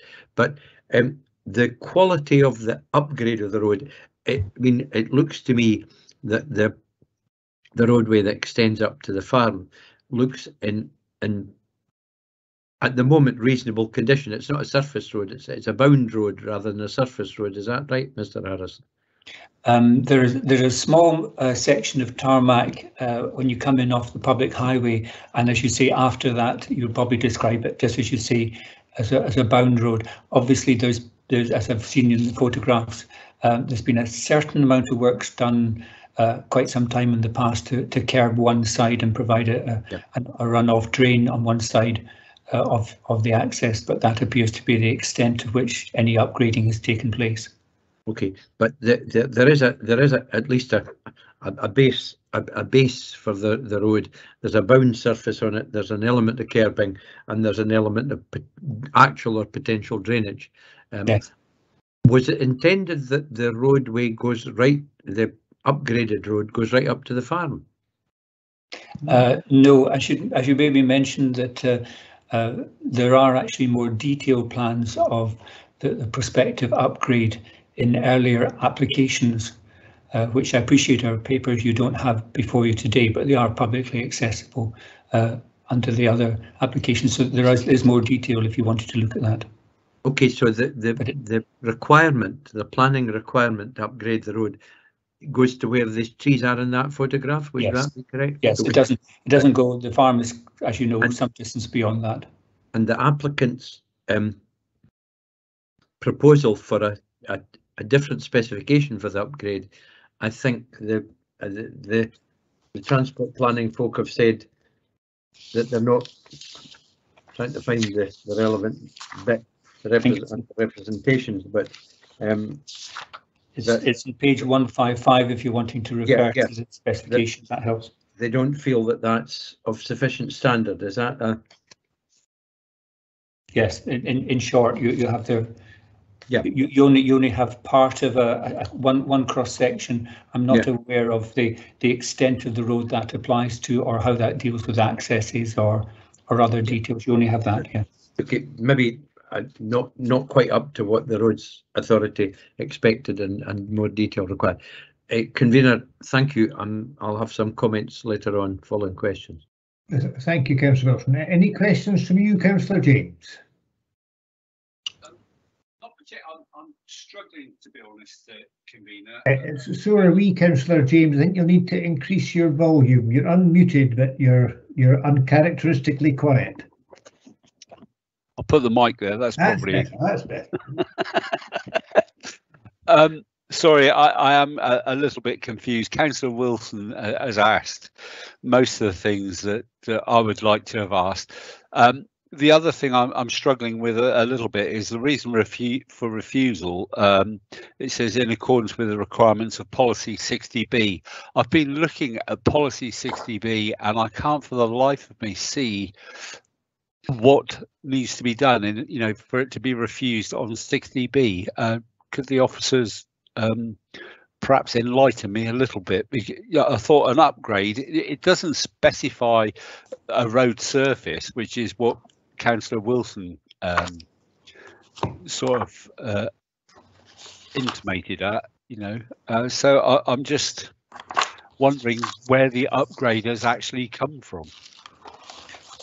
I think it's as you can see, 60B has a number of shall we say subdivisions. Again, and I think you'll find it. What I think the officers were alluding to is, and it's where it says under Part A, all development proposals, including small-scale proposals, should be, and then A, designed for the safety and convenience of all potential users. And I think what he's referring to here, the potential users are both the residential use. Councillor Wilson is referred to in what is now the caravan use. And then, of course, we have the overriding employment use, as well as on top of that, the core path network type use in terms of pedestrians. So I think it's really under Part A that the reference is being made. Okay, I was struggling because I thought, if it's in a usable condition, because obviously if they've started building works, as we've seen in your photographs, obviously lorries have had to access up that road to deliver, and I suppose the only people that wouldn't have access are people on roller skates, where the surface would be perhaps a little too rough. But that's where I was struggling. Okay, thank you. I think if I can maybe just help you there a little. I mean, the officer is obliged to look at, shall we say, the longer term situation. If, in other words, if all the plots were developed and we have these various uses, what standard of road would be considered necessary in the longer term to continue to serve as that, rather than the farm track as it was originally, and as you say, with some development beginning to take place off it. Okay, thank you. Yes, thank you, Mr. Harrison. I have a couple of questions, if I may. I thought I had a handle on this one before I went and took a look, and it was after that one or two things occurred to me, and I'd like some confirmation. Am I right in thinking that this condition regarding the road applies to every site on the road apart from Pow Mill Cottage and obviously the farm, which is further up the road? Yes, historically it would be. I don't know whether it applies to the caravan site as it is now. Obviously, there was a house plot on that, and it would have been subject to the same condition. Right, well, you preempted my second question, which was I would imagine that the caravan site would engender greater traffic than a house. that was my next question. Was there seems to have been development there. There also seems to have been extensive development at the site with the residential caravans. There's 2 at the moment, but it's quite a large area of hard standing with some fairly substantial fencing up round about it. Would that count as development whereby condition 6 would kick in, the site with the residential caravans on it? Well, to take the first caravans, as it were, if I can say, the caravan site for 5 units, which has been granted consent, that shall we say is the authorised development. It gains access across the first section, which is largely tarmacked, and so I suspect that is of least concern, even though, as you say, at certain times it may generate more traffic using the actual bellmouth and very short section of the access there. I'm not aware of the reports of handling certainly doesn't refer to any planning permissions for residential caravans, so I'm not aware of whether or not that is an authorised development and whether or not that has also been the subject of the condition, or whether it's a proposal that has taken place. Right, thanks. I realise I'm in danger of straying now from the paper in hand, so we'll stick to the matter in hand. I think I have no further questions. If my colleagues are content, we'll move to make a preliminary decision. So members, can we proceed to determine the application for review on the basis of the information before us? That is, the information contained within the papers and the presentation by the planning advisor, or do we require more information?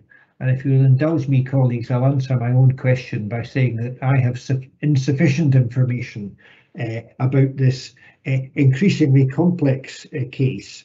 There is no doubt that things have changed in the world and in Powmill in the last 17 years. And I am sure that the original intention of this condition, which was very, very necessary, has perhaps now been diluted over the years with a number of changes with the subdivisions and other matters have happened here.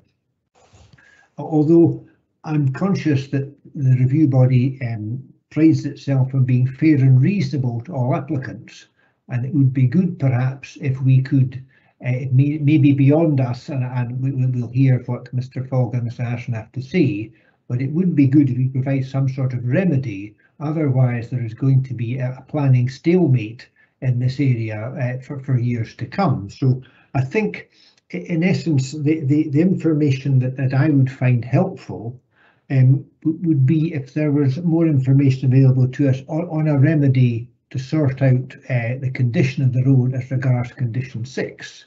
Because the option of simply deleting condition 6 would not actually solve. It might help out this particular applicant, but it wouldn't solve the issue of the road and the other developments. It's a unique idea, developing the combination of accommodation and business use, and that was the original intention. So I think, if I might, I don't know if my colleagues agree, but I think certainly I would be happier in making a decision if there was a replacement, or a variation, shall we say, of option 6, were we minded to change it. So can we perhaps some advice from you, Mr. Fogg, and you, Mr. Harrison, on how we can make it more easy to determine if there is a remedy to be had?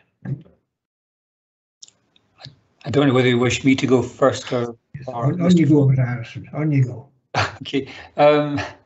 Well, what I'm inevitably thinking of your comments there, what I'm inevitably aware of is the mechanism, if I can put it that way, that's been proffered by the applicant's agent as a possible way of, as he puts it, and as you quote, overcoming the stalemate.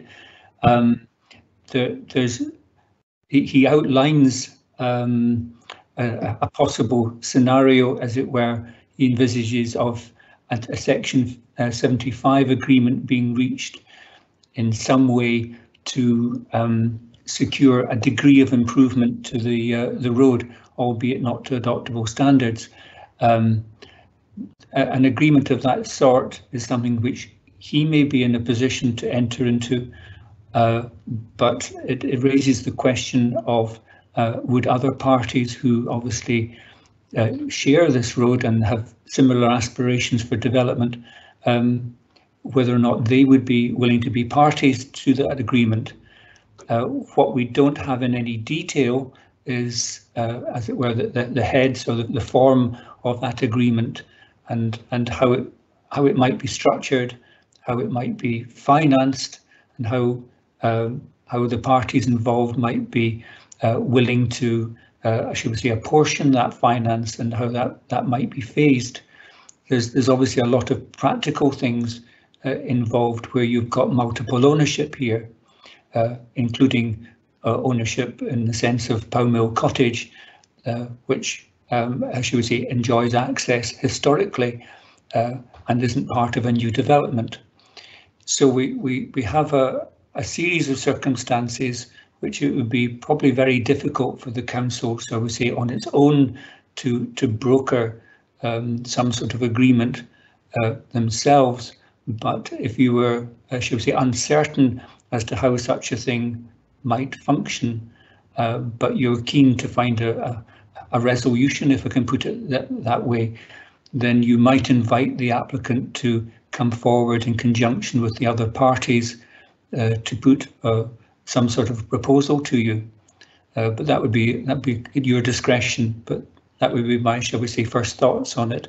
And I'd be happy to be corrected by Mr. Fogg as to whether there is an alternative or better approach.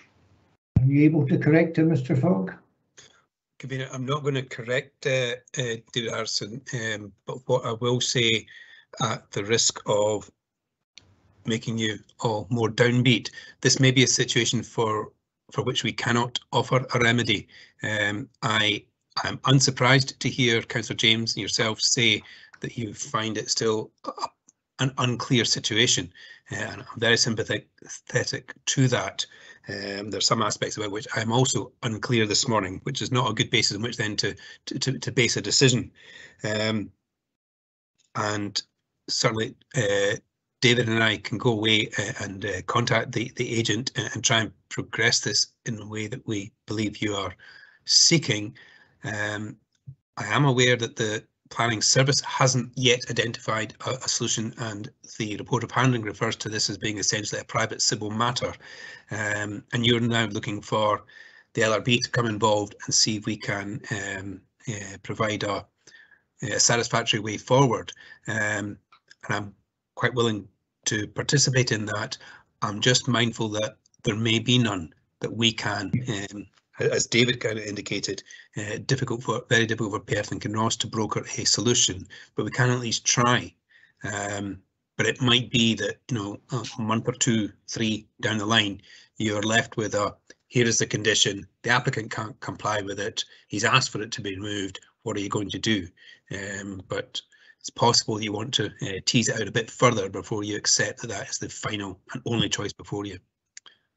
Yeah, well, thank you very much, both for your views. I fully recognise that the exact nature of the solution may be beyond Perth Kinross's control, right, out with our remit.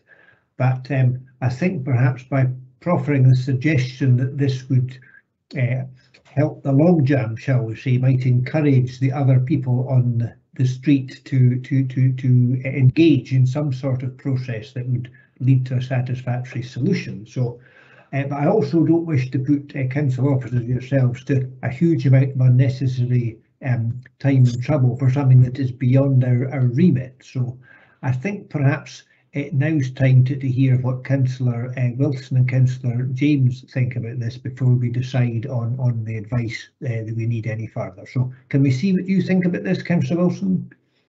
Thanks, Convener. I think you're heading in the right direction, in my opinion. Whilst I understand the Planning Service making the statement that this is a civil matter, my concern is that a hands-off approach will lead to the road not getting upgraded at all. And if the objective is to get the road upgraded, if that's the purpose, then asking folk for £300,000+ is not going to work It's simply not going to work. And as a condition, I'm not advocating in any way removing it at the moment, because we don't have, as Mr. Fogg said, the information to make that decision. But that is a burdensome amount of money to place on anybody in the circumstances. Now, I'm aware that a number of people have got that, but the only way you can chop this problem up, deal with this problem, is to chunk it, in my opinion. Now, I agree the planning service are not there as negotiators on such matters, but it may be that they want to come back into the room to a degree. First of all, is there any negotiation on the specification? We were referred earlier on to some of the pages where the road planning service and roads said they want a higher specification. Given the condition that's there, given the usage of the track, is there any room for negotiation on that? Because that might affect cost. That's one bit of factual information I think we could perhaps ask about, because if there was some amelioration of the cost, then it would be easier to get folk to come to the table, quite bluntly. It's in the interests of everybody to make sure that this road is A, maintained, and B, upgraded to a reasonable standard, and that's not going to be achieved by giving anybody a bill of the size that is proposed in this condition, I'm afraid. So I think it's a discussion with planning service as well as with the current applicant, and I mean what I don't want to do is get Mr. Harrison and Mr. Fogg into a lifetime discussion, and it could be a lifetime with all sorts of different parties about how to crack this nut, because from a good motivation of let's have a road, let's have an agreement on getting it maintained, way back in 2004, that's a reasonable objective, but it's only going to be achieved if people dip in their pocket and there's a kitty established to pay for it. That's the blunt truth, and a hands-off approach will not help that. I think we should have a wee bit of time to have one crack at it, but not spend the rest of our lives at it, convener, to be quite blunt, because it could become a long-term, a lifetime job for somebody. And I think we need to be fairly direct with people who already have the consent and say to them, you've got this consent, you need to come to the table. Whether we do that through the current applicant or in any other way, I don't know. I acknowledge it's difficult, but I want to see the road upgraded, I think, as we all do, and I don't want us to find that in 5, 10, 15 years we are seen to walk away from trying to find a solution. Thank you, Councillor Wilson. Councillor James, may I have your view? I think Councillor Wilson's pretty much said everything. There's nothing more to be said. I totally agree with everything. It is a real difficult one, but like Councillor Wilson said, I think there is room for negotiation. Nothing other than that, really, convener. Thank you very much, Councillor James. Well, I think Mr. Harrison and Mr. Fogg, you have our view. I think ideally we would want a solution. Otherwise, this could end up as a blighted site over many years.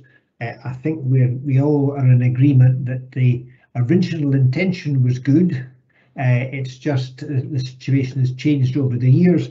There is no doubt in my own mind that an adopted road is always best. I have the misfortune to live on a privately maintained road which is not properly maintained without an agreement, and it leads to other issues further down the line, as alluded to by Councillor Wilson. So it could be the best solution is some form of agreement which may be beyond the remit of this council.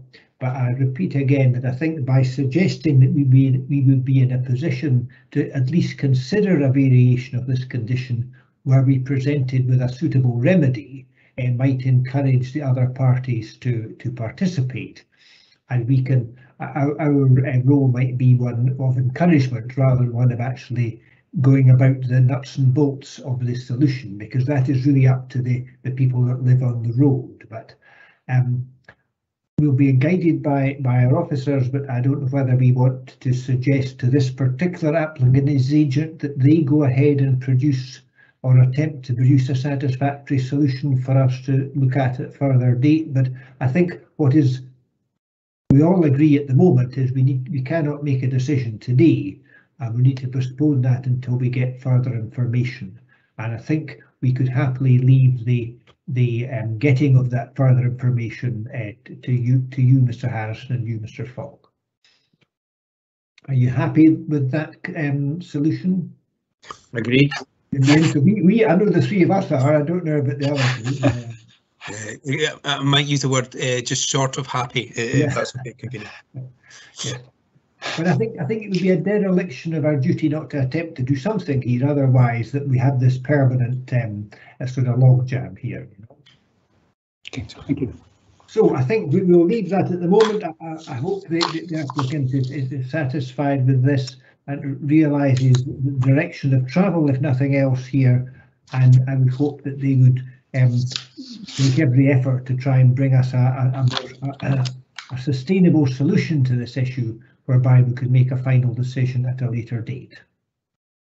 Okay, so we can now, colleagues, move on to the last matter for today, which is item 4.4, which is a planning application for alterations and extension to a dwelling house at Newhall Farm, Salisgarth. Mr. Harrison, may I ask you to introduce this application for review? Thank you, convener. As you say, it's a detailed planning application for the alteration and extension of a dwelling house at Newhall Farm by Dollar. The house is a 1.5-storey traditional dwelling grouped together with other houses and agricultural buildings. The proposal involves the reconstruction and conversion of the adjoining former traditional barn and construction of extension to link the house with the barn. All of the additional accommodation would be on ground floor level. And I'll just take you through the photographs now, but you might like to page 191 onwards and also page 207, which provides you with a location plan, site plan and drawings of the extension and the existing building. As you see in the first photograph here, we start looking at the south elevation, and then we'll move to look at the east, then north elevations. The nearby house will also, at Dunmore, will also be shown in later photographs, and finally a view of the site in the landscape context from the public road. So as I say, this is us looking at the south elevation of the existing traditional house, and as you can see, it's single storey with accommodation using dormer windows at first floor level. If we look at the next photograph, swinging slightly to the right, we're catching, as it were, half of the southern elevation, and then we're catching the walls of the former barn and the entry on that south elevation into the former barn, which would become glazed doors in the proposal. And I've just outlined in general terms the form of the extension which would take place, linking these two, shall we say, two structures and buildings. Swinging round slightly further towards the right, in the next photograph, we come round to the southern boundary of the application site, and the reason I mention this is that it shows the degree of, shall we say, enclosure there is on that southern boundary, and you'll probably see that again when we look at the final photograph of views from the public road. Swinging back round to the left this time, in the next photograph, we see that frontage without anything being added, as it were, imposed in the photograph. So you can see the relationship between the frontage of the house and the frontage of the barn. In other words, they're completely in line with each other. So if we move up in the next photograph, we move to the barn itself. And as you can see, there's a structural problem on that west elevation in this photograph. Just to draw that to your attention, my understanding is the applicant intends to take down and rebuild that particular section of wall, but also the photograph illustrates the difference between the, shall we say, the random rubble of the main walls and the dressed coins on the corners of the building, which also match the existing house. Moving on from there, in the next photograph, we see that southern elevation of the barn and the entry, which would become glazed in the proposal. Moving on from there, we move into the garden area in the next photograph and look back on that southern elevation to see the relationship between the existing property and the barn. Moving on in the next photograph, we move to the other side of the barn, as it were, and this is the opening on the north elevation of the barn. As you can see, the ground is slightly higher on this side. And if we step back a little bit in the next photograph, we step back and you can still see the barn, of course, on the left-hand side, and the existing cottage, and an later or extension, an earlier extension, you would say, which has taken place to effectively the rear of the existing cottage. And again, I've just superimposed the general form of the extension as accurately as I can manage. As you can see, the hipped roof form, which is envisaged, as well as the pitched roof form linking both the barn and the house. Swinging slightly to the right of that photograph, we see the rear extension, which has been added to the cottage. We're just catching the corner of a relatively modern agricultural shed as well. If we move to the next photograph, we see some of the details, the gable detail of the existing house, both the chimney head and also the skews, which are referred to in the papers. That's the, shall we say, the wall head stonework separating the slate roof from the gable. And if we go to the next photograph, we see how that detail is repeated on the extension. If we move on from that photograph, we move to the modern property referred to in the papers, Dunmore. This is the frontage of it onto the track, and then swinging slightly to the left of that photograph, we're catching the corner of Dunmore, but also the double garage and also substantial outbuildings associated with Dunmore, which again are referred to in the papers. We move on from there in the next photograph to the public road, looking back towards Newhall Farm. You'll be able to make out the roof and dormers, which is seen in the earlier photographs.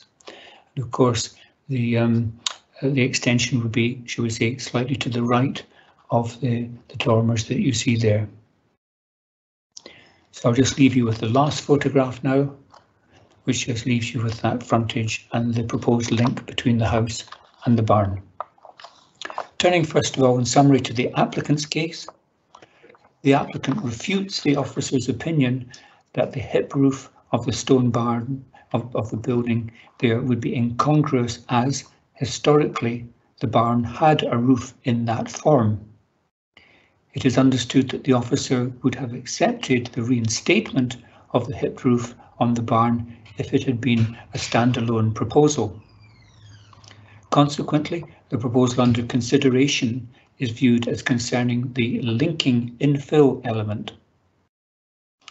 In response to the client's brief, the extension provides a generous entrance into a double height open plan kitchen, dining and sitting living space. This connects the existing house, which would be reworked internally to provide a snug oblique library area, a scullery utility pantry area with bedrooms above within the roof space.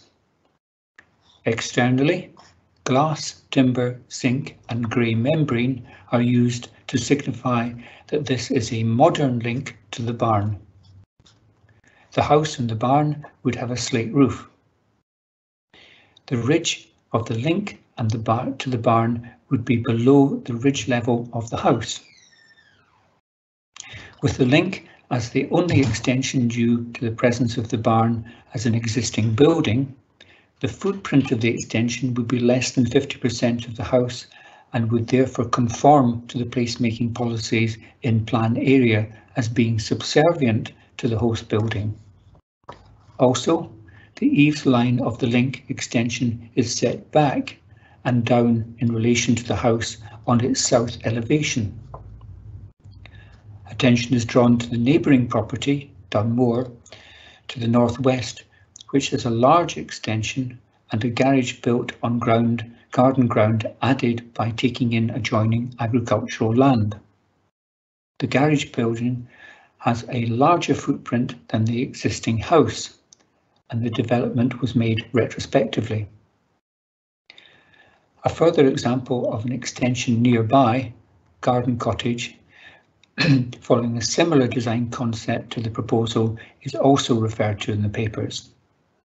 In conclusion, the proposal is seen as sympathetic, well-informed and balanced in terms of its design, form and proportions. Turning now in summary to the Officer's Report of Handling.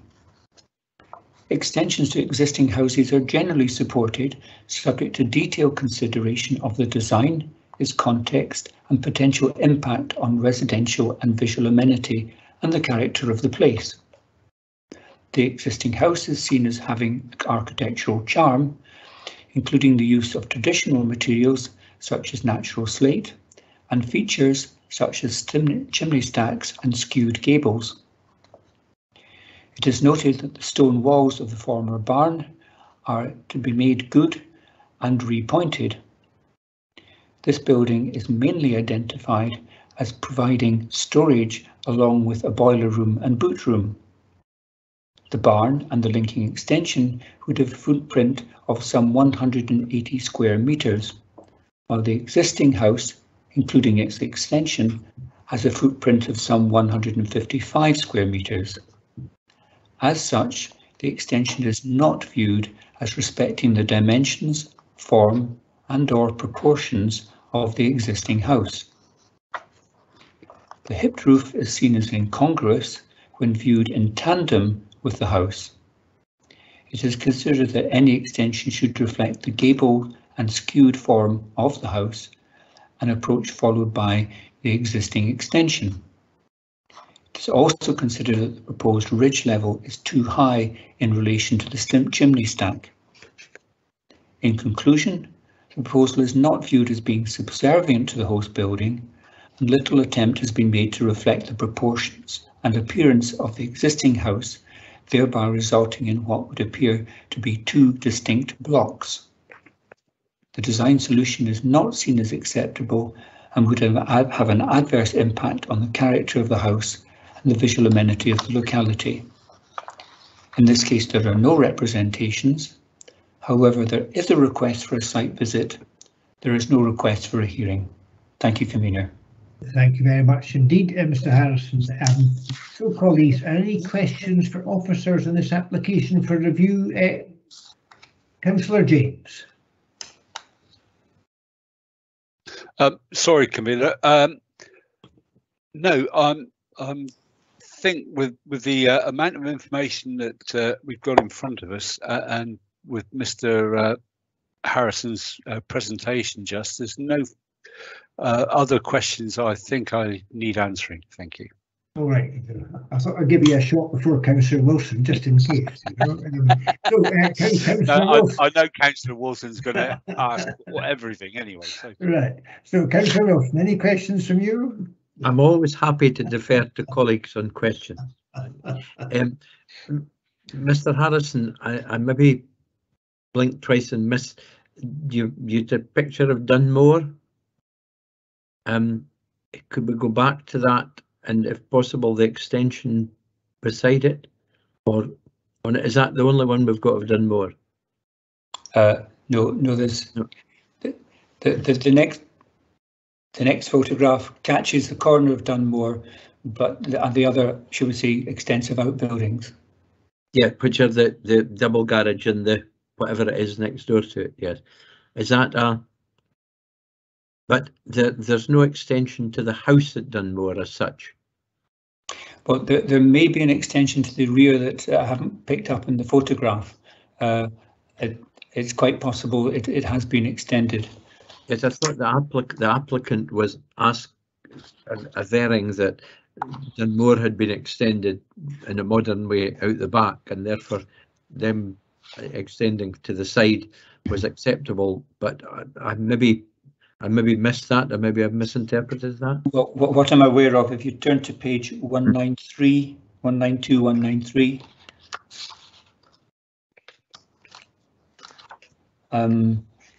it certainly gives the impression that there may have been extensions to the rear.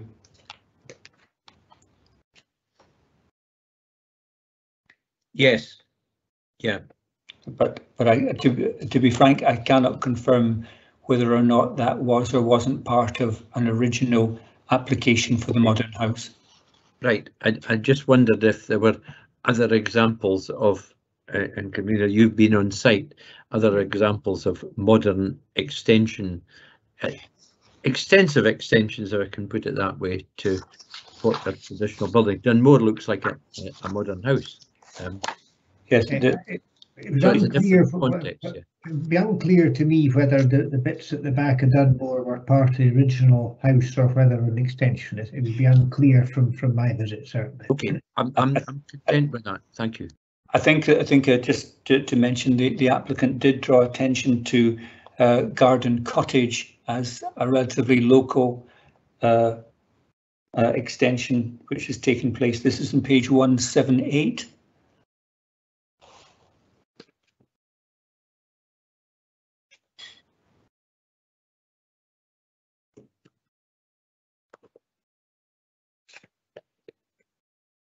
You're on mute, Councillor Wilson. Beg your pardon, convener and Mr. Harrison. It's difficult to make that out in any detail because of the black and white nature, but I think the extension to Garden Cottage is almost invisible in the top picture, but I think you can see to the left-hand side of the bottom picture, figure 3.8 there. Okay, thank you. Thank you. I'm content. Thank you. Thank you, Councillor Wilson. Can I ask you, Mr. Harrison, just I'm looking at the proposed plan on page 207, and it's unclear to me there and how you would access the renovated barn from the house, or would you not? Would you have to go outside and back in an external door? Page 207 is basically showing the existing arrangement. Right, that explains why I've missed it. Is there any indication there on how you would access the barn in the proposed new building? I think if you turn page to 196, convener. 196 is, yeah. Ah, right, that's better. Yeah. I see. Right. Let's see. That's much clearer. I did note. I do have a further question. I did note I had some difficulty finding the site. Have to confess, and drove around quite a bit until I found it. And there's lots of houses round about with fairly large extensions as far as I could see. But if we go back to the matter in hand, I had a further question regarding the roof line to the hipped roof. Mr. Harrison, from your line drawings on the map, maybe go to one of the photographs that has the line of the roof. That one, if we go back, that one would do. I'm not disputing your line at all. Is that an accurate height for the roof, or is it slightly lower than that? I just wondered if that shows a clear indication of the height of the roof line. I've tried to make it as accurate as I can. If you're looking at page 196, yeah, you'll see that it's the ridge line is shown as coming in just above the base of the chimney head where it meets the skew and the roof. So that's why it's running off at that level, and it's difficult to get it completely right, because there's, of course, there's the pitched roof element, and then there's the basically the flat roof element of the extension from that point. So I've taken the eaves level as it's maybe slightly high, shown there, might be marginally below the level of the eaves, but it's there's not much in it. The main issue is probably in relation to the chimney head, which is the overall massing issue, which the report had some concerns. The report of handling had some concerns over. Right, and would you say that the proposed height of the new hip roof would be broadly similar to that which was there in the past, as far as we can tell? We have. Well, I just think what's the best photograph to give you. The applicant has submitted a number of photographs of the historical roof on page. For example, page 171.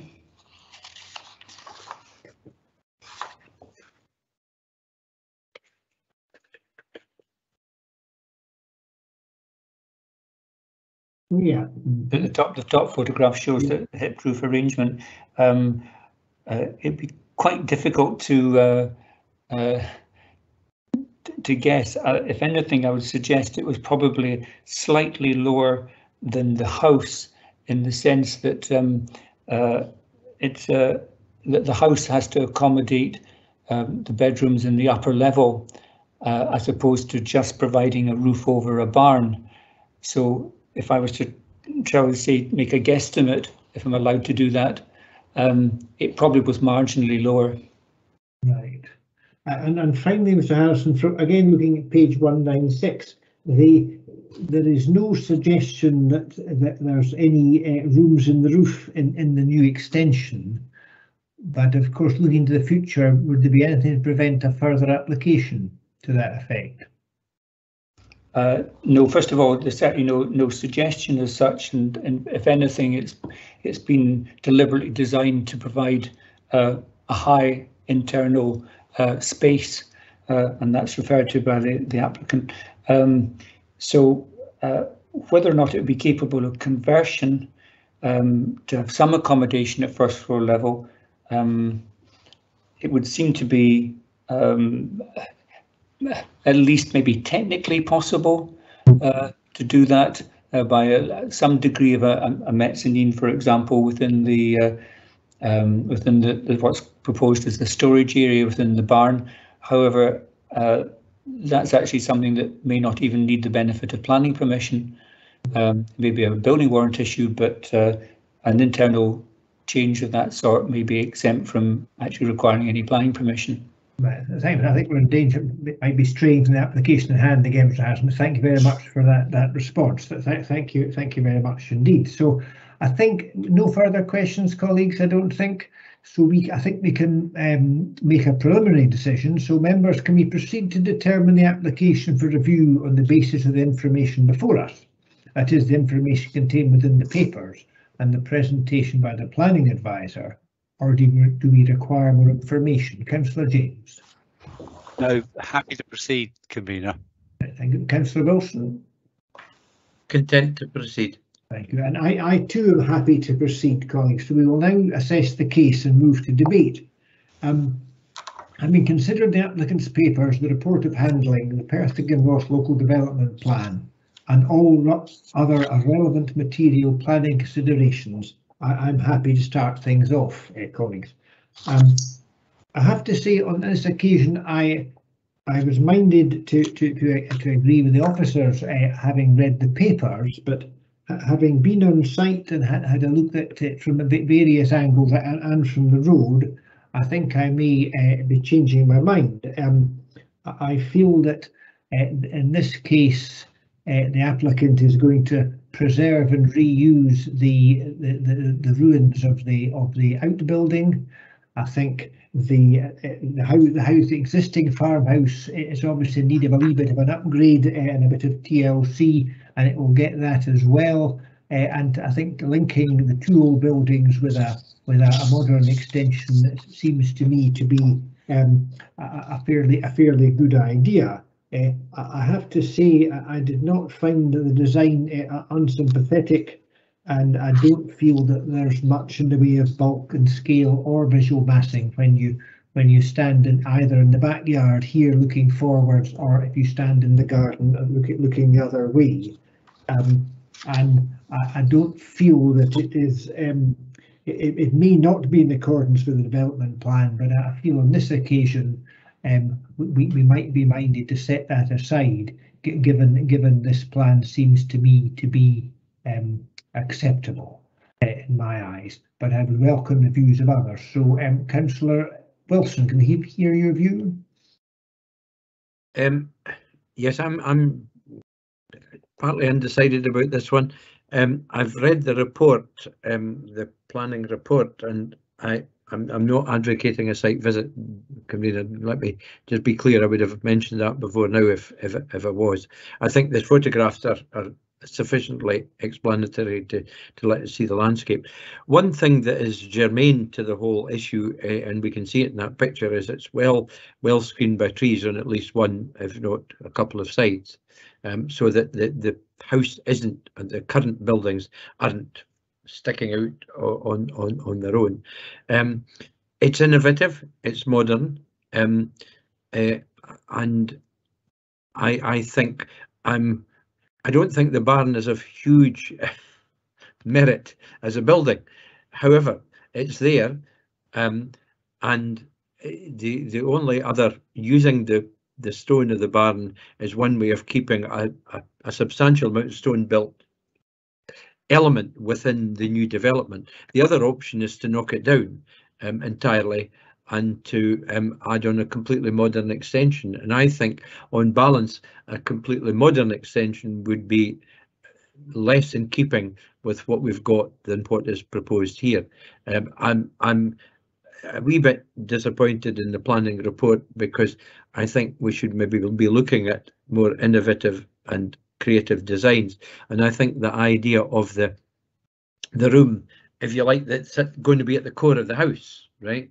The kind of, I call it a big giant size living room, the bit that's the link is quite a good family idea. We're thinking maybe a bit out the box now about how houses should be designed. Many families will want to spend more time at home. Many people will want to work from home or have more social activity at home, and this wee atrium idea in the middle of the house, I think, is quite attractive. So on balance, I think I might be inclined to support it, but I'd like to hear what Councillor James has to say before I make up my mind finally. Thank you, Councillor. So I hope we've left you some room for manoeuvre here, Councillor James. There's something left to say. On you go. You certainly have, convener, and Councillor Wilson and myself, we often agree. It's not too often that we're a mile apart. I actually think this is a great design. As somebody who's lived for the last 6 years in a converted barn, I think this is fantastic. I can see where they're coming from, that they're bringing two old buildings and retaining them. And how many times have we sat on a planning committee or an LRB and asked, is it possible to retain the old building? Here's somebody that's offered us with, as Councillor Wilson said, a beautiful atrium in the middle adjoining the two. So I disagree with the officer's reasons for refusal, which says it's an unsympathetic design, visual massing, poor form and composition. I think it's actually completely the opposite to that. I think it's great. And I also don't think that it is contrary to policy 1B bracket C, which is design density. It says that design and density should complement its surroundings. I think this does all of that and more. So I'd be more than happy to allow this application to go ahead. Thank you, convener. Thank you very much indeed. I think there's an unusual harmony at the LRB today, and once again we're all in agreement. There's usually one of us doesn't, but I think on this occasion, Mr. Harrison, Mr. Fogg, I think we are all minded to allow this. I personally have no other conditions. I don't know if Councillor James or Councillor Wilson have anything else to add, but I think we certainly all seem to disagree with the second paragraph of the reasons for refusal. But I don't think we need to add any other conditions. I don't know what you think, Councillor Wilson. The only thing in my mind would be, and I don't know how feasible this is, thank you, convener, is to make sure that there's maximum reuse of the stone from the barn, because there's no point in us eulogising about using natural stone and reusing it. In this case, it's obvious that building has had its day, and whether you have to take the whole lot down and start again, I simply don't know. I don't mind if it's renovation or reconstruction, but I would like to see us trying to make sure that because that's what makes it match up to me. Yeah. It's two traditional buildings with a very modern, very assertive bit in the middle. But I don't want this to become suddenly, oh, I'm sorry, the barn's not any use anymore. We need to build something different, because I think I'd have a totally different view on it. So I don't know how that's possible, but I'd like to make sure that the maximum use is made of material from the barn. There's a fair lot of stone there, and there's a basic core of the walls. There'll need to be additions to that, obviously, where there are gaps, where there's bits missing. I don't know how feasible that is. We'll maybe get advice on that. Perhaps we need some reassurance, perhaps from Mr. Harrison and Mr. Fogg, that would be that's certainly the intention. Do we have any reassurance from the application that would be the case, Mr. Harrison? Certainly, as you say, that's the intention, but like yourself, I noted when we were on the site that one of the walls would be in need of being rebuilt in itself, and as I'm sure you know from your own experience, sometimes when you start getting into a project like this, you discover other difficulties. So if picking up on what you're suggesting, I think it would be competent, especially in the context you described of supporting the application, to have a condition which either says that the existing walls are retained or the material is reused effectively to secure the same situation at the end of the process. But at the moment, it can't be 100% certain how much of that building would in fact be capable of being converted. And as I mentioned earlier on, you've got a slight difference in levels between the north and the south elevations. There may be issues in terms of putting in damp-proof courses and other practical considerations that need to be investigated further by the applicant and their agents. So I think a condition which allowed for both options of the existing walls to be retained and or reinstated is certainly something that could be added to the condition, and would, without thinking of the exact wording, I think wording which meets the test that we talked about earlier could be found. Well, I think if we could have that reassurance, I think I'd be quite content. Are you happy with that approach, Mr. Fogg? Yes, on a separate matter though, convener, I wonder if I may, while I have you, and I don't want to in any way extend the length of the meeting this morning, this afternoon, but I listened to your comments, Councillor Wilson's comments and Councillor James. Councillor James seemed to indicate that he felt this was a proposal he could support as being conforming to the development plan. You made a provisional comment perhaps about it being if it wasn't in accordance with plan, being a justified departure, and initially Councillor Wilson was being a bit non-committal. So for the purpose of the decision notice and minute, it would be helpful to get a clearer understanding as to whether this was being approved in accordance with or not. If I may go so far, I'm sensing that you do feel collectively that it does ultimately generally accord with the development plan, but I would appreciate if you could direct me on that. I think we would, to be absolutely clear, that having reread the second paragraph of reason 1 for refusal, I think it is my clearer view that, and it seems to be the view of others, that we don't feel it is contrary to those views. So I think it is in compliance with the development plan on the basis we disagree with the second paragraph. That's what I was discerning from what I was hearing, yeah. but I'm grateful for that confirmation, convener. That's fine. Right. Are Councillor James and Councillor Wilson be content with that? Councillor Wilson? I would want to concur with that because I think it's a Yeah. straightforward answer. Yeah. I think we're actually disagreeing with the planning report. Yeah. Because I think my point was if it wasn't, then it would be, but that was not helpful. So I now realise that we're going with disagreeing really with the second paragraph of reason 1. So I think if we I would also that, yep. I would also agree. You know, the first I did make mention of it when I spoke, convener. It is quite subjective. You know, the report, and you can take from the development plan what you will, but I think the officer in this case got it wrong. I think you know it does conform to the local development plan. I think we're all in agreement now. I think, and we can happily leave it to Mr. Harris and Mr. Fogg to put the final touches to this.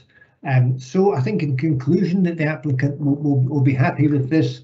I hope they've listened to our points concerning the retention of the original barn in as much of a state of originality as possible, and I'm sure they'll be content with our decision. So with that, colleagues, I would thank you for your attendance today, and we'll see you at the next local review body. I'll see some of you at the next local review body. Thank you.